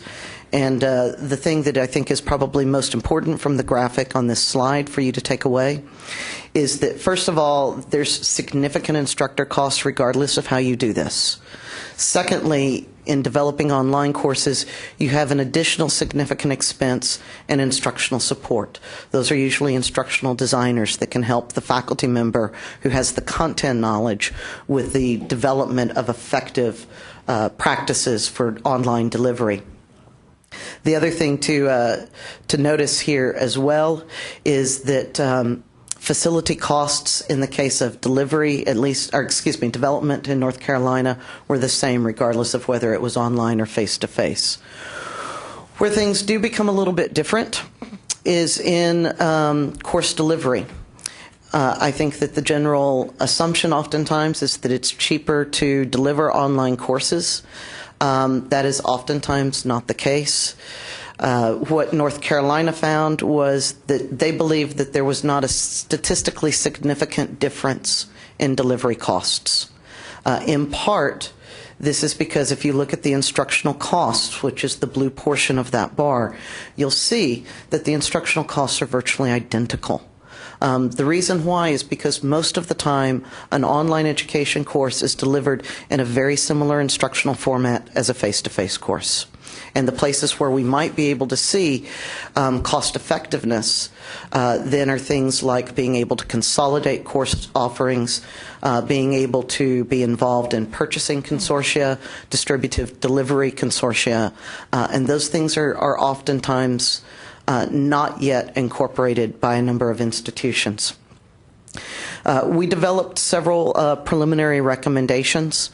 The very first, and this is something that Dr. Gardner was very clear with the legislature with when he testified in front of the Joint Oversight Committee about online education over the summer, is that we want to work with our institutions to develop an appropriate cost methodology tool so that we can begin to do uniform data collection on cost and can be able to make much better calculations about what the actual costs of online versus face-to-face and hybrid delivery are.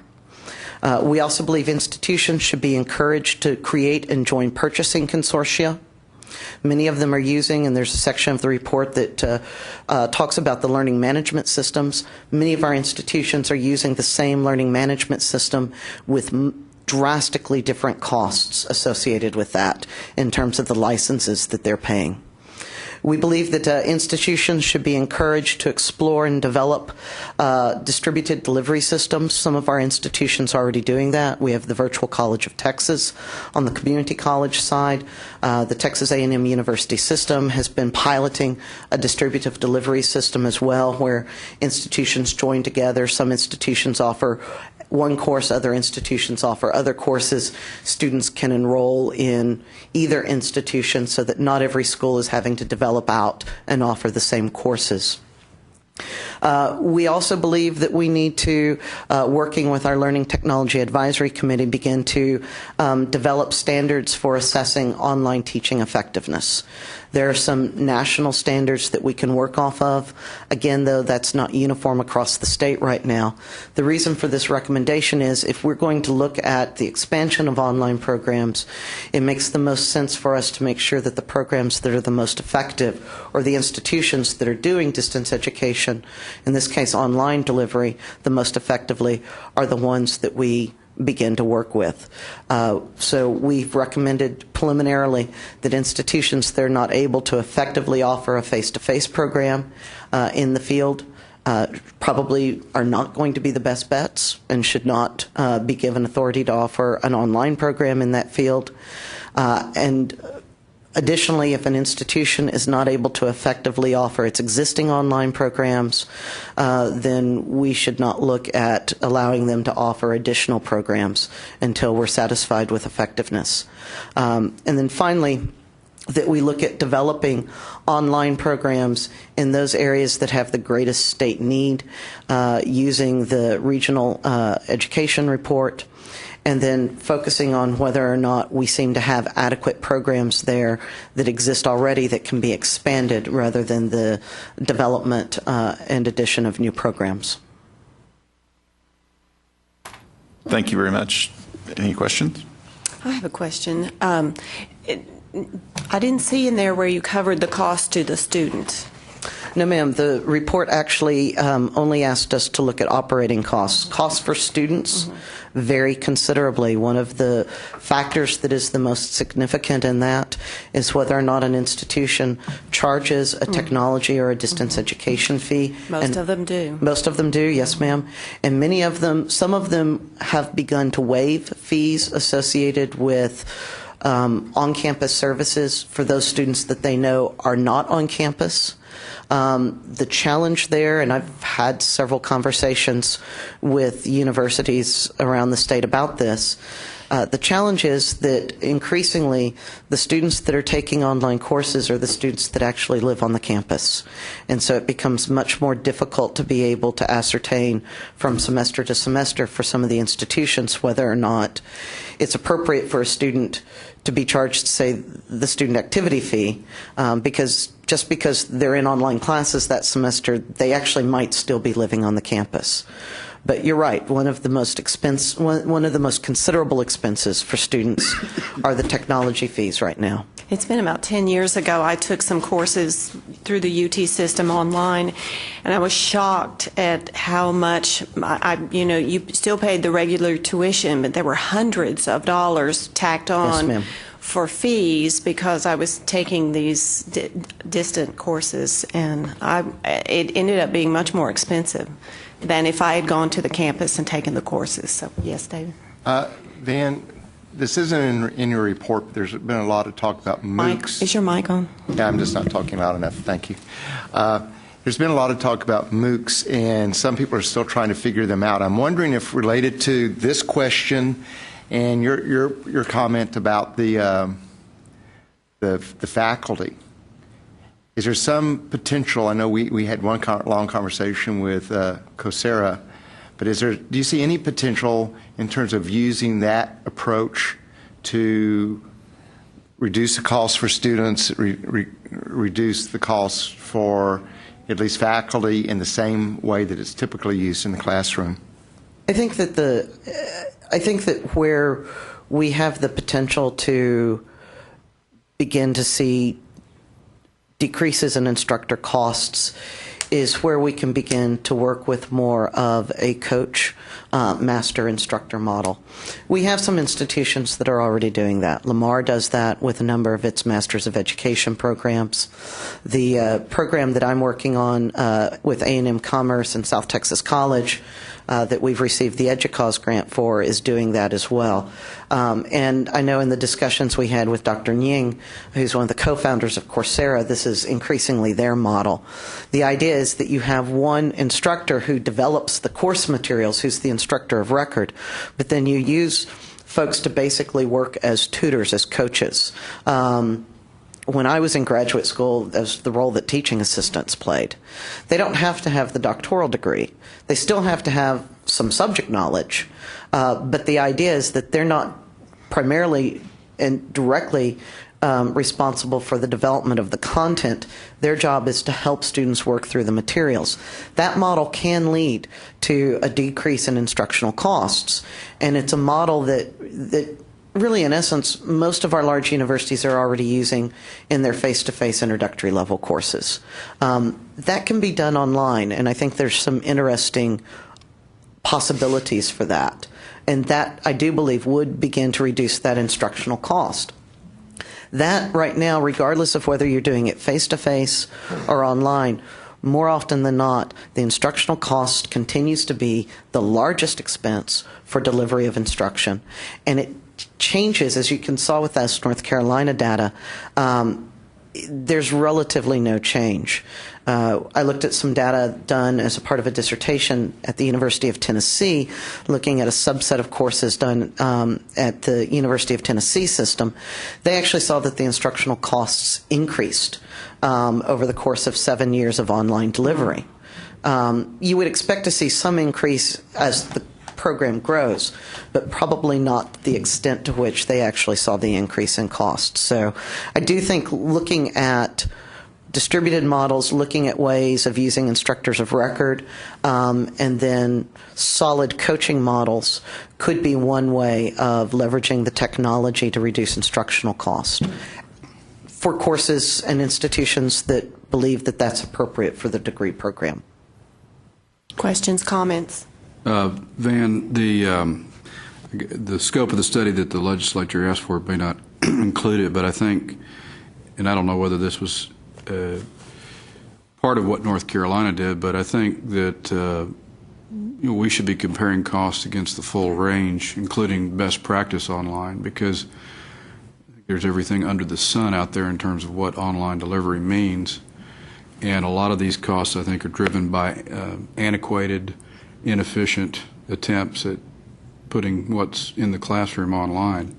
That's one of the challenges. The thing that's interesting about the second of the North Carolina charts that looks specifically at delivery cost is that they actually considered delivery, the face-to-face delivery actually in just strict dollars ended up being a little bit cheaper. Whenever I talked to the survey, the study's authors, they believed that there wasn't a statistical difference. And it is largely, I think, what they've seen, and a few other folks that have tried to look at this have seen, is that when you do try to take what you're doing face-to-face in a classroom and just put that online, that's not always the best way to do things.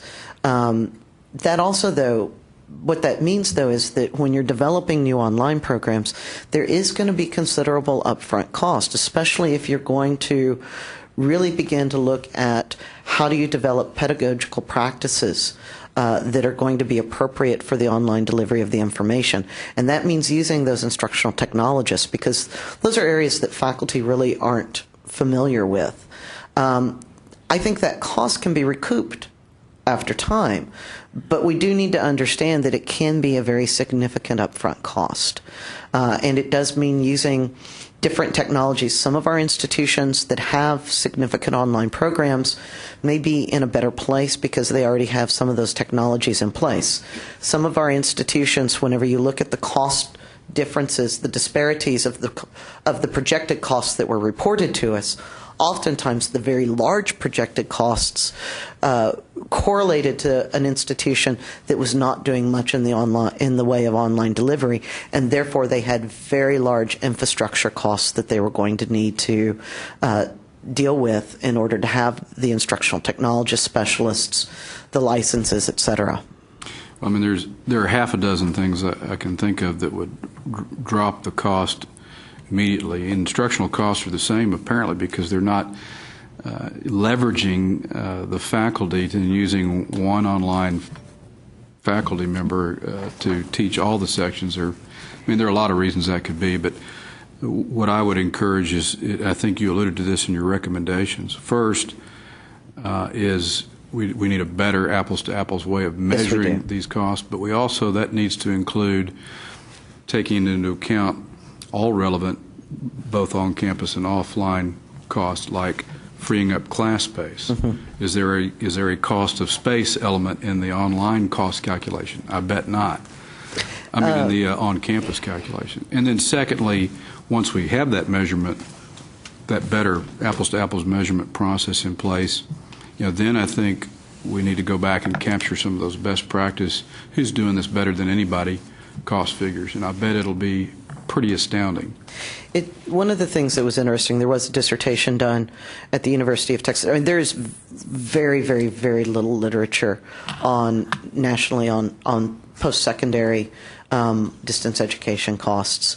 Dr. Robert Robinson did one at the University of Texas a few years ago, and one of the things that he found, he interviewed chief academic officers and chief financial officers, and found that the chief financial officers thought it was probably pretty cheap to put this stuff online. The chief academic officers thought it was pretty expensive. When he tried to figure out why they had such different understandings, it was oftentimes because they were taking different portions of cost into calculation. Yeah. The other thing to sort of think too of is what are the opportunity costs, and the chief academic officers, Dr. Robinson found in his research, oftentimes thought in terms of what are the opportunity costs here, and it might be expensive to place something online, but if we have the infrastructure in place and we feel like we have students, then we have the potential of losing those students.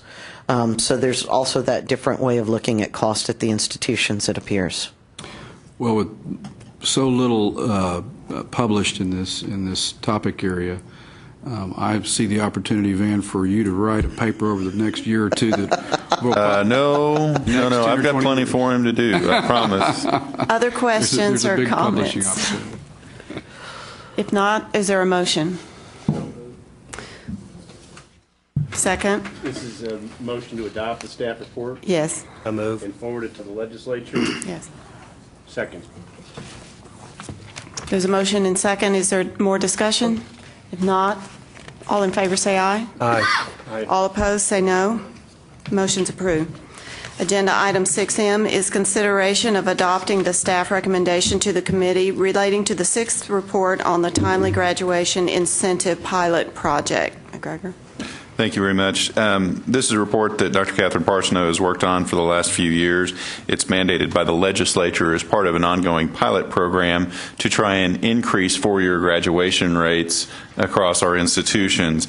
There were a very limited number of institutions that participated, and in this report, two of them, Texas Tech University and the University of Houston, are actually providing input that shows that they do have a higher graduation rate for students in the pilot project than for students outside of the pilot project. So it is providing some interest and some interesting information. You do have copies of the report. This is something that we need to go ahead and authorize the commissioner to forward the report on to the legislature so that it can be submitted by December 31st. And so we would recommend approval and authorizing the commissioner to do so. Any questions? Madam Chairman, I so move. Second. Have a motion and a second on the floor. Any discussion? Not? All in favor say aye. Aye. All opposed say no. Motion's approved. Agenda item, let me turn my page. 6N is consideration of adopting the staff recommendation to the committee to authorize the Commissioner of Higher Education to submit the 2012 report on the National Research University Fund to the Comptroller and Legislature. McGregor. Thank you very much. The NRUF report is one that we are doing annually now to indicate the status of institutions in the emerging research group to become eligible for the NRUF funding and whether or not they have attained the metrics necessary to fall into the pool for eligibility. This is dependent upon data that we receive from the institutions. Right now, Planning and Accountability is working with us, and we are working to get the data put together. We do not have it yet, and so what we need to do is authorize the Commissioner, as soon as we get the data and are able to complete the report, to forward that on to the legislature, and obviously we would forward that on to the board at the same time. But it's just a timing issue with regard to when the data is available and when we're able to get the report completed versus when the board is meeting. And so we would request authorization for that. Is there a consideration from the committee? I so move. Okay. Second. We have a motion and a second on the floor. Is there any discussion? Questions? If none, all in favor say aye. Aye. All opposed say no. Motion carries. Agenda item 6O is a report on the Norman Hackerman Advanced Research Program Merit Review for the 2011-2012 biennium. McGregor will provide information. Thank you. As you can see, there's no action required on this. This is a biennial report that we're required to conduct as part of the funding for the NHARP program. And this is our research program that we fund principal investigators at the institutions to carry out research that they have proposed, which has been rigorously evaluated by peer review committees. This year, we dropped from $8 million of funding to $1 million of funding for the biennium. As you can see, the report is attached behind the blue page. There are a significant number of recommendations that were actually made by this committee, by this external committee. And I would like to note that the first recommendation is that NHARP should be increased to a target level of $20 million with a minimum of $8 million as their number one recommendation. Obviously, we do support that idea, and it is one of the legislative recommendations that we have made to increase the funding for NHARP. They are very complimentary of the program, especially the rigorousness of the peer evaluation and the way that the program is targeted to the specific high-need disciplines. They did have some other recommendations to make in terms of some of the audit requirements, especially considering the small size of the grants and the impediments that are created by having grants that were approximately $80,000, that's not really a significantly large enough grant to enable the faculty members to do much. And especially when it comes to trying to fund a full graduate student, that level of funding may not be sufficient to support a graduate student and also conduct research. And so as the requirements have remained the same and the funding has gone down, that's something that they felt like needed to be looked at. We, as I said, there's no action required on this, but we're merely providing it to you all so that you have the information available to you. And as questions arise with the legislature, this is also something that we will be using to support NHARP and our efforts to improve funding there. Questions? Discussion? No, we'll move on. Thank you. Agenda item 6P1 is consideration of adopting the Commissioner's recommendation to the committee relating to a proposed amendment to Chapter 5, Rules Applying to Public Universities, Health-Related Institutions, and/or Selected Public Colleges of Higher Education in Texas, Subchapter C, approval of a new academic programs and administrative changes in public universities, health-related institutions, and review of existing degree programs.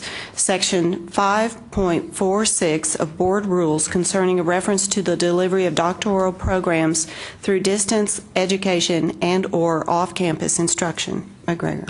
Thank you, and I must, really emphasize the fact that the length of the caption is not related to the significance of the content. This is really only a change in the rule reference for one item, and we do recommend approval of that just for consistency's sake. But we're sorry you had to read that whole thing.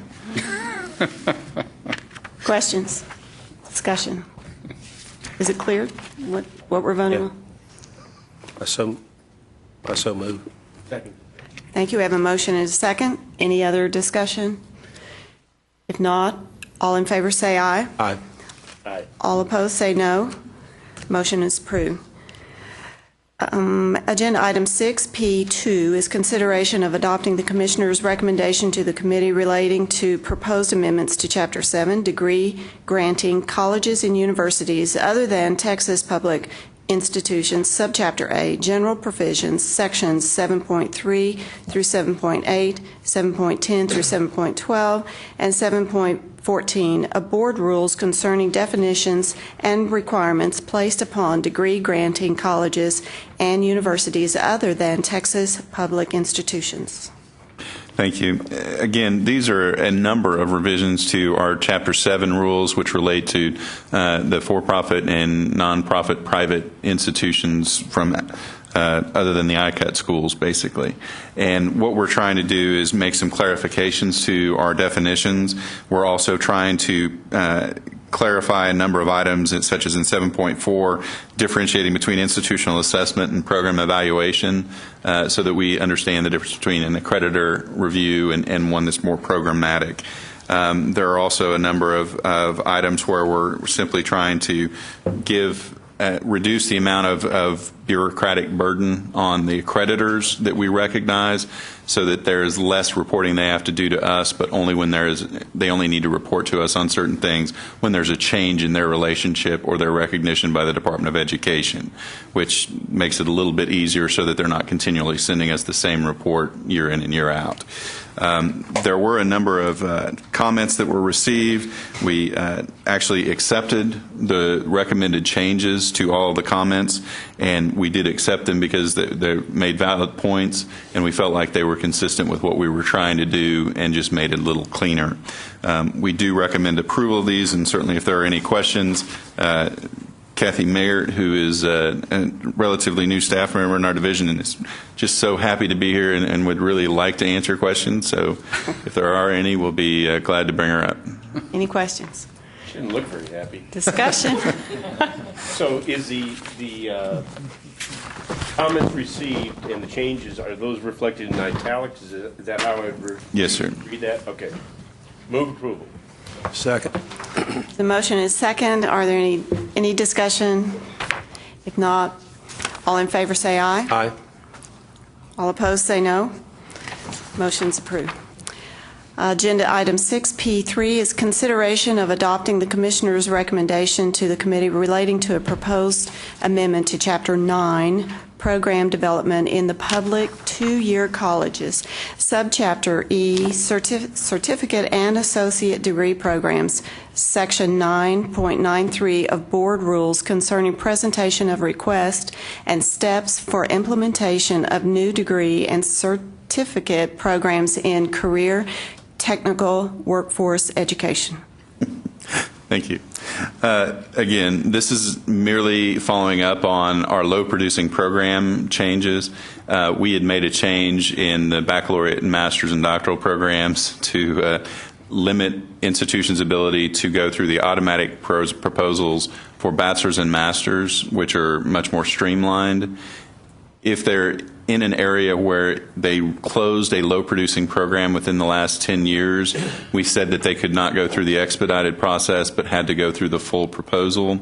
This is merely making it consistent for our associate degree programs so that institutions recognize that if they closed a program in that zip code area or a related field, that they're going to have to go through a full formal proposal that the coordinating board staff will review and then make a recommendation.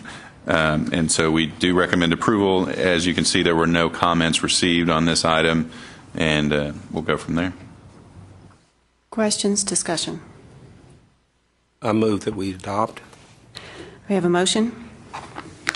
Second. Thank you. Motion and second. Any other discussion? If not, all in favor say aye. Aye. All opposed say no. Motion's approved. I really think the first couple of items could have gone this quickly if we'd have just worked at it a little harder. Agenda item 6Q. Agenda item 6Q is consideration of adopting the staff recommendation to the, yes. A point of clarification. I think the motion said adopt, and shouldn't it be approved?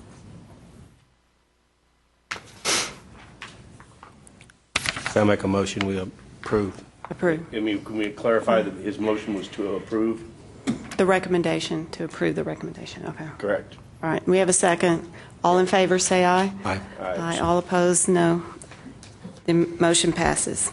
Agenda item 6Q is consideration of adopting the staff recommendation to the committee relating to the approval of amendments to provide additional funding and extend contracts to the 2014 for teacher quality grants projects. Kristen Kramer. Thank you. I've asked Jarrell Booker, who is our new Senior Director of Educator Quality, to present the item. He is replacing Susan Barnes.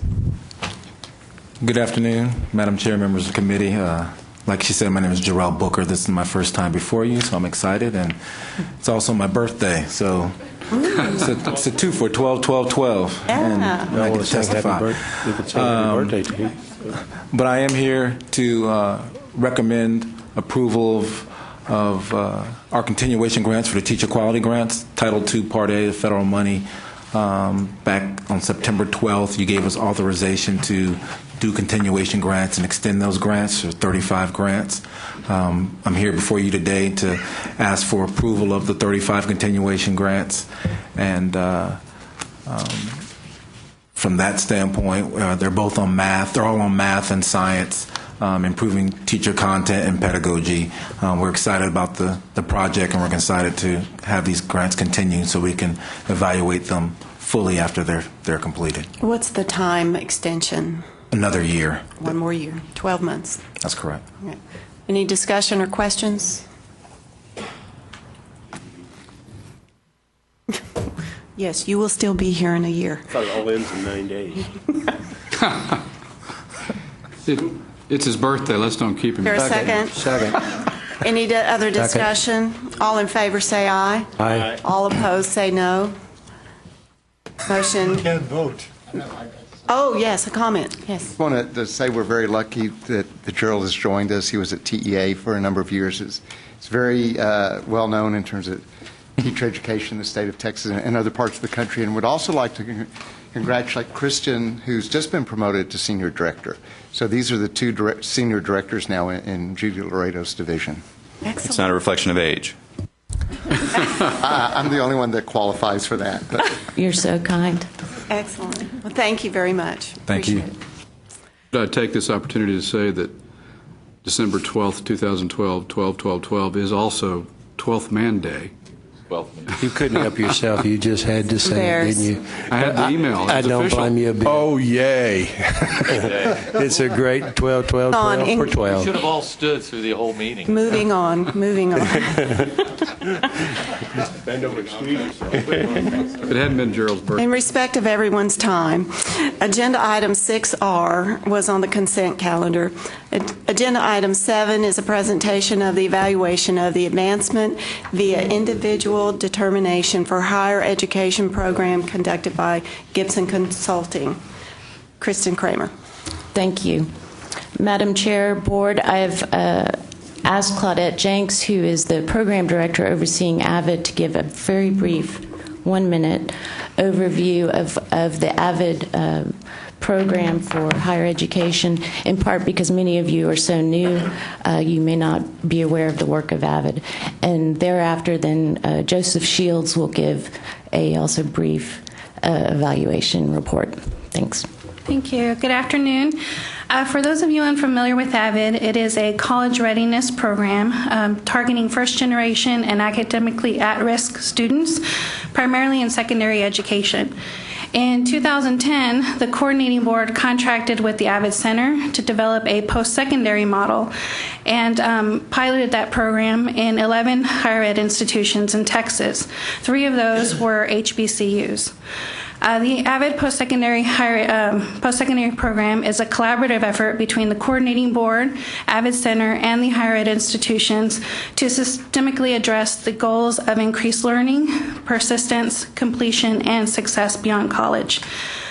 We are currently in our 3rd year of the program, with the first year serving as a planning year. And last year, we contracted with Gibson Consulting Group and their partner, American Institutes for Research, to conduct a comprehensive evaluation of the program. So now I'll turn it over to Joseph Shields with Gibson Consulting. Well, thanks for the opportunity to be here today. I appreciate being able to talk about the Avid for Higher Education program. A lot of times we spend as researchers, we spend a lot of time in a room talking about what these things mean, so it's fun to be able to talk about it with people outside that room. If we could move to the next slide, please. I'm going to cover program participation, program implementation, and the effect of the program on student persistence. And when I talk about student persistence, it's fall 2011 to spring 2012, not the typical year-over-year persistence that we discuss often. And then also the effect on grade point average. As this slide shows, the 11 institutions participating in the program during the 2011-12 school year are geographically diverse, as well as diverse in the types of institutions served by the program. We have 3 HBCU colleges and universities, Wiley College, Texas College, and Houston-Tillotson involved in the program, as well as campuses at some of the major universities, 2 University of Texas institutions at Pan Am and Permian Basin, as well as Texas A&M at Kingsville, Commerce, and University of Houston downtown. Across the 11 institutions participating in the program, and I just want to point out, there is a typo on this slide. There's actually not 293 students enrolled in Avid Infused courses, but rather 1,708. So it's touched a lot more students than that slide reflects. But of the students served, 50% are Hispanic, 34% African American, and 19% Caucasian.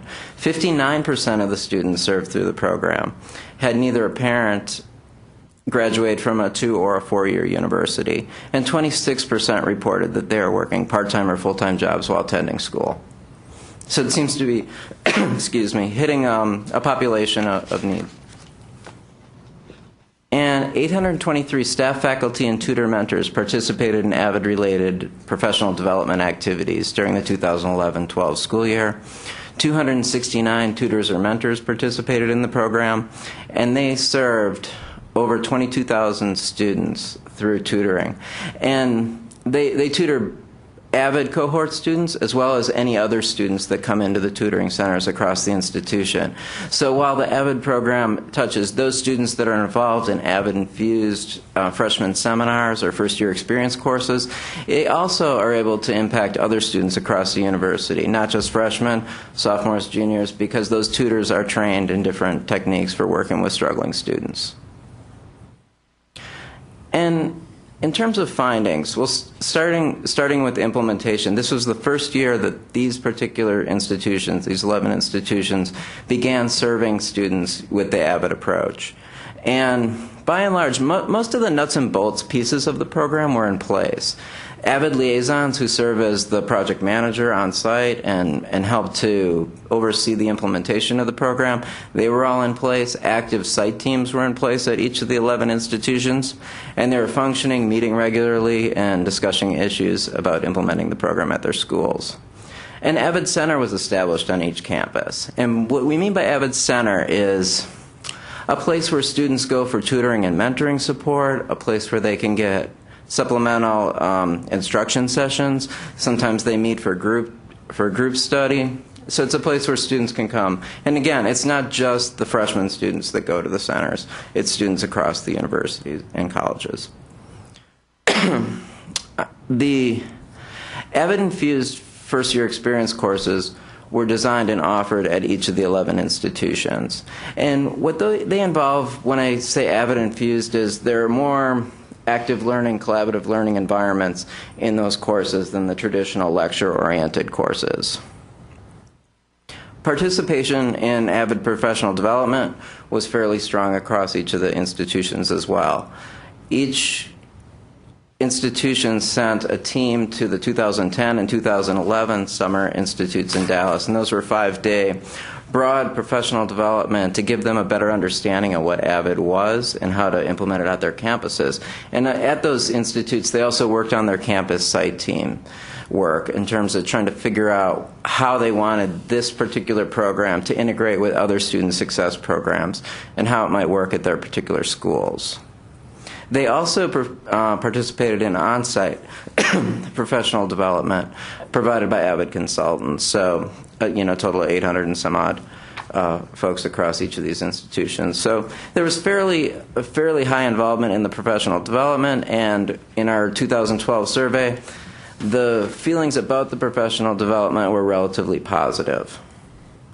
In terms of support at the administration level, each of the campuses felt as though they received pretty good support from the president's office to leadership, and leadership at the university and colleges were also involved in the implementation team. And it worked particularly well when they were integrated that way. And lastly, tutoring and mentoring programs staffed by Avid trained peer tutors and mentors were in place at each of the universities. And how we arrived at these feelings about implementation were through intensive site visits to each of the 11 schools, which involved an extensive interview with the liaison, with focus groups with the campus team, with faculty at the school, with mentors and tutors, and as well as the students that they served. And we also went into the classroom and looked at and observed the freshman seminar course with Avid infused techniques in there, as well as other content courses. But implementation was not without challenges. And the biggest one was lack of faculty buy-in to some of the Avid training approaches, as well as using those approaches in the classroom. Faculty buy-in tended to be higher at the freshman seminar courses and among faculty that dealt more with freshmen than with those in tenured faculty or those in upper-level courses. And there was also difficulty among the sites in developing student learning communities. And by student learning communities, that would be taking a group of students that were in a freshman seminar section and also linking them to to the same courses. It might be a history or a psychology course, but to create a community and have those students have more of an attachment with the university. And going back to the tutoring and mentoring program success, the tutors are joint funded by the Texas Work Study Mentorship Program and AHE. And tutors are provided with Avid-based professional development. And at each of the universities, this is a very consistent finding.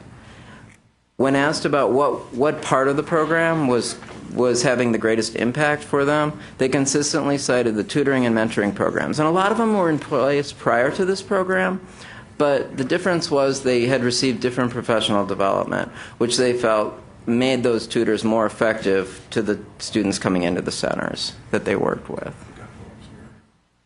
Next slide, please. Now, these are the more interesting things. Now, so we've established that the core components of the program were established at most of the sites. So now we want to find out what happened. And what we looked at Avid students and a comparison group which were matched on a number of different characteristics.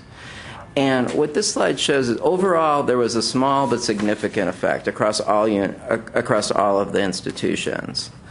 And an effect which said that Avid students were more likely to persist in school than their comparison group students from fall 2011 to spring 2012.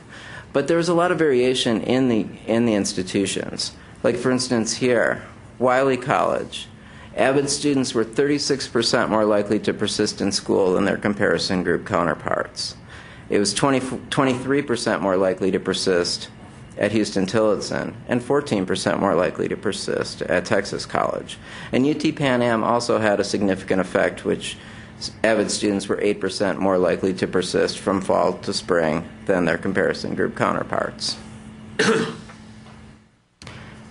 And we also found across all of the institutions that we had grade point average data for that there was a small and significant difference in GPA units between the AVID group and the comparison group. And as this graph shows, there was substantial variation across the institutions again, with University of Houston downtown having a 0.81 difference in GPA units between AVID and comparison group, which more or less is if the average for the comparison group was a 2.0, the AVID group had a 2.81 GPA, which is a pretty significant difference. And smaller differences, but significant differences, were also found at UT Pan Am and UT Permian Basin. Now with recommendations. We have three main areas that we thought were particularly important based on the first year of implementation. First, with the general effectiveness of the tutoring programs. And the tutoring effect couldn't be isolated per se in the first year because all of the students receive this. There's not the comparison group and the AVID group, and all students at the university benefit from it. So it's not isolated to one group or another. But we think there should be continued focus on the effective tutoring and mentoring programs because these peer mentors and tutors have more time with the students. They have more of an ability to impact them than a lot of other aspects of the program. So focusing on training and increasing the numbers of tutors can have a great impact. Secondly, enhancing technical support to the participating sites around the development of student learning communities. Only 3 out of the 11 schools were able to effectively implement this aspect of the program during the first year of implementation. They're doing better now in the second year, but in the first year it was really difficult, and they had to do it manually. So there's probably a lot of lessons learned from that first year that could be shared with institutions that are in their first year now or subsequent cohorts. And lastly, content-specific professional development for faculty and planning assistance to improve faculty buy-in to the program.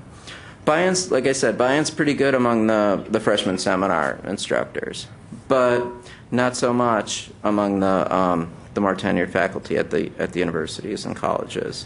And so the smaller colleges and the HBCU colleges, which have about 1,000 students, they're able to get a little bit more buy-in and traction there.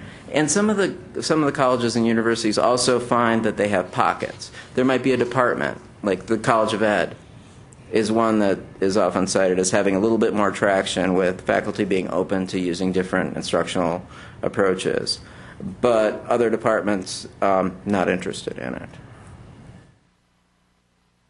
And now I'm just going to spend a couple of minutes talking about evaluation activities that are going on for this year. We're going to continue to monitor implementation for year 2, and actually those visits have taken place this fall. And we're also going to be going on site to the new cohort of institutions, 6 of them that are implementing the program for the first time this year. We're going to continue to assess the perceived quality and impact of the professional development with a survey of PD attendees, and that's going to occur in spring 2013. And then I think this is an interesting and important piece of it. We're going to do an analysis of proximal program outcomes related to student beliefs, behaviors, and confidence about successful learning strategies. And the LASSI instrument, which is it's the Learning and Study Skills Inventory, developed by the University of Texas, has been administered to students at the beginning of the fall semester.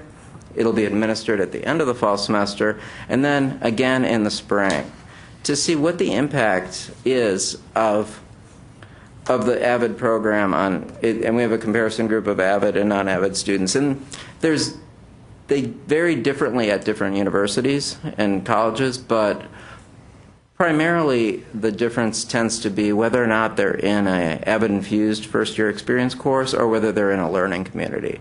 So we can see what the impact of those particular program aspects are on outcomes. And so how that changes over the course of the year versus from the comparison group to the Avid group. And we're also going to do an analysis of persistence and GPA outcomes for the 2011 Avid cohort, but looking at that year over year. So we'll follow those same students that I just presented information about in their freshman year. We'll follow them into their sophomore year and look at persistence and look at grades again to see if the same findings hold or if they change in any meaningful ways. We'll also conduct persistence and GPA outcomes of a new cohort of freshman students who are coming in fall 2012. So we'll have this fall to spring semester analysis of those students similar to what I presented before for the new cohort. And lastly, we'll be conducting an assessment of the first year experience course materials across the different institutions because some of them offer the course in a one-semester format, some of them do it in a full year format, and the content of those courses are all over the map. And so we want to be able to identify exactly what is being taught in each of the seminars. And I believe I have a question. That's the last. Yes. Of the schools that were not significant, didn't show impact really. So you have U of H, downtown, TAMU, Commerce, and so forth. So are you changing those programs to try to drive up more positive outcomes? Or are you going to drop any of those programs? For instance, Kingsville, Permian Basin, 0.1%. I mean, yeah. So what's your thought? My thought on that is these are very early findings, and one thing to keep in mind is oftentimes in a statewide program of this nature, it's difficult to tease out differences between a comparison group and a treatment group. And so I would say generally these findings are fairly positive from a programmatic standpoint. One also, I would also add this. In year 2, Gibson started the project in January of 2012. So we didn't have an opportunity to work with those schools in data collection and in the setup of the evaluation model from where we did this year.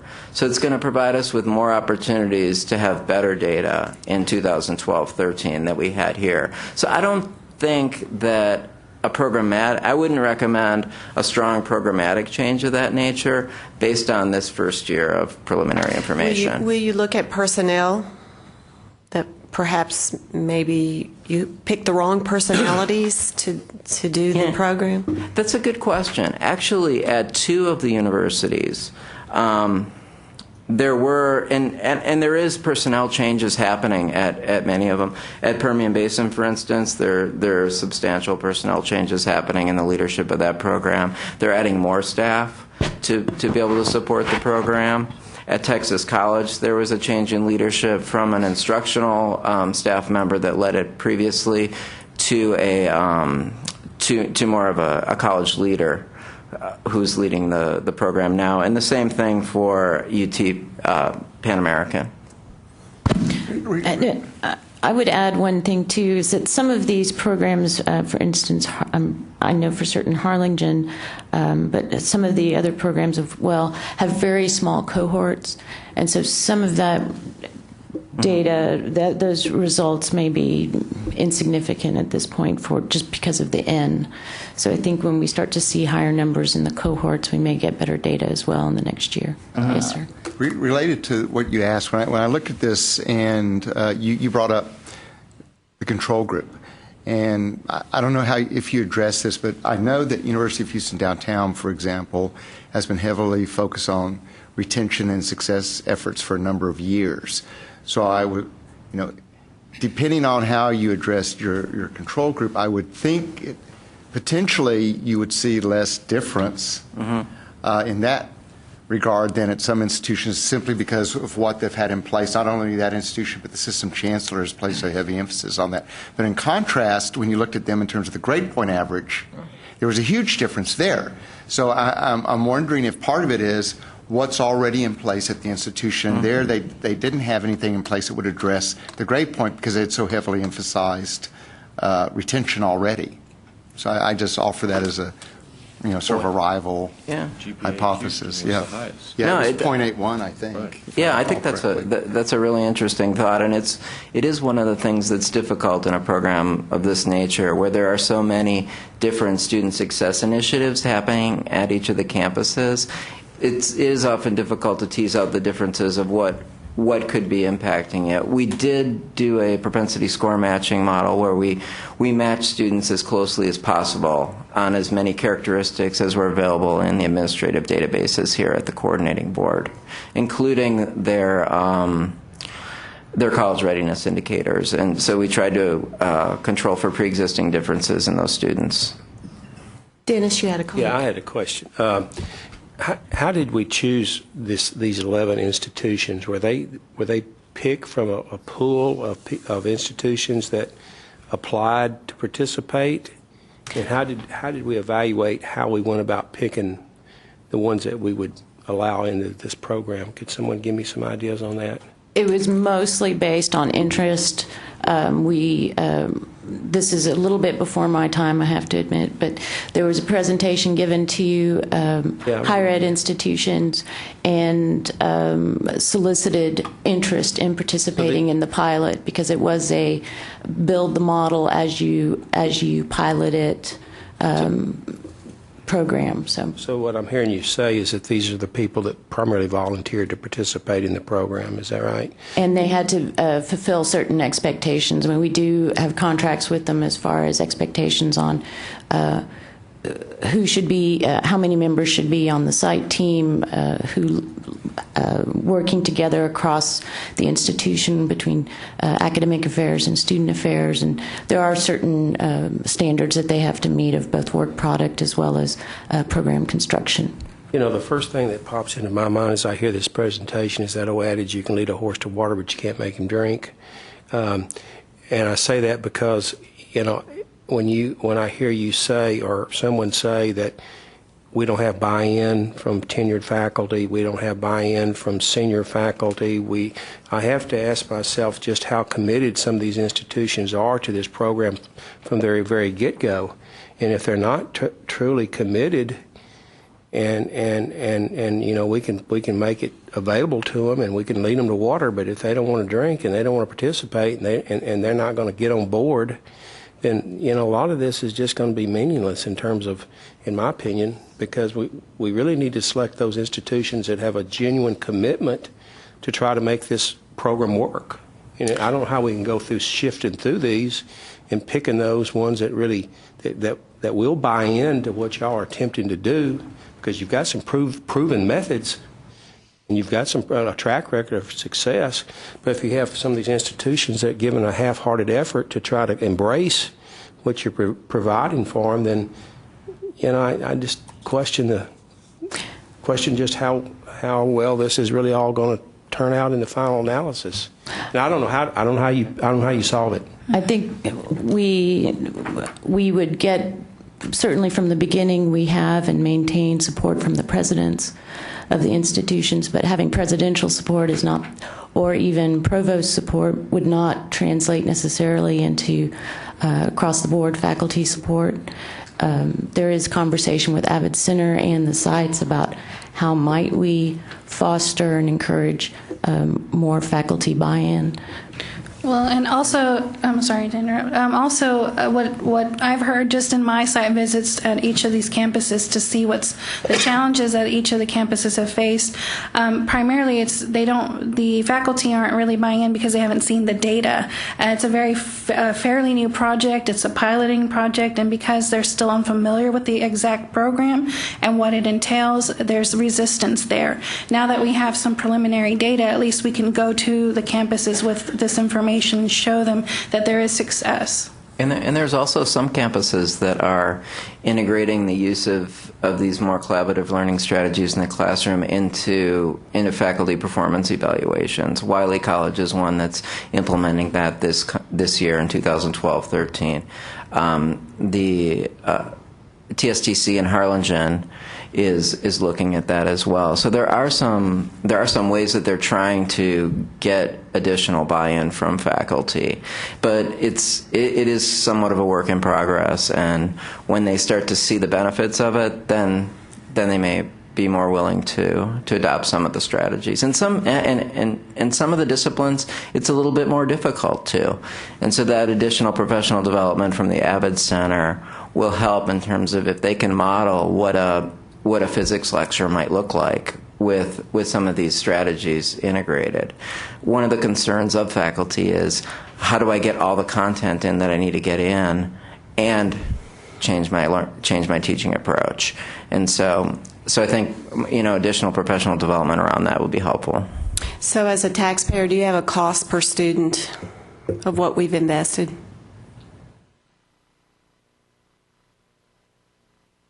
What was the total price of the program? I've forgotten, for a year. I do not have that data in front of me, but we have compiled it in the past year, and we can get it to you. Thank you. So y'all will be coming back I'm sorry, Madam Chair, can I make a comment? No. Y'all will be coming back in a year and go ahead. Presenting this information to us again in terms at the year end, second year, giving us some results. And the grant was for how long? It runs until 2013, but we might be going in for another year to see the full effect of the program. Because as you remember, we're in our third year, with the first year serving as a planning year. So there was no implementation, and a lot of the institutions had to really grasp the concept of what AVID was with the newly developing model, and then for the second year, really fully implementing it into their program, and that's where these findings are from. So as you can see, there was a lot going on, a lot of elements and a lot of things going on at the time. So with this next year of evaluation, we're hoping to we've learned from our first year what we need to look at, and now we're hoping to make sure that we have more of a comparison group, as you were mentioning, to see where the increases may be. And one thing that I want to emphasize to staff that we need, and the evaluators, we need to really identify what is it that makes these programs work, and it may not simply because it's part of AVID, and so that it may be that from a cost effectiveness standpoint, we can identify some key elements which we can conduct at a lower cost without involving an external group. And we have to better understand that. And that's true, I think, whenever we involve any sort of model program from somewhere else, that we need to make sure we get at the core components. And it may be that AVID itself makes a difference, but we really need to understand that. And not just 3 or 4 components of it is what makes the difference. I'd like to jump in here in that one thing we notice, and really speaks to this point, specifically with the 3 HBCUs that we have, unfortunately only have persistence data at this point for them. But correct me if I'm wrong, I think all 3 of those institutions established a first-year seminar for their majority of their incoming freshmen that same semester, or that same year that we did the comparison data. So that was a pretty big shift. If the previous year they didn't have a first-year seminar at all, to go to full implementation, and AVID, is it just doing first-year seminar and requiring that of all students? That could be the big impact. And the AVID piece may be incidental or mild, but that's pretty difficult to tease out. And next year, all 3 of those institutions will also be moving to a full-year seminar course, the 3 that you referenced. And to your point, which I think is a really good one, there may be pieces of the program that come out as being particularly effective. And in this current year of the evaluation, we want to find out if participation in learning communities is one of those things.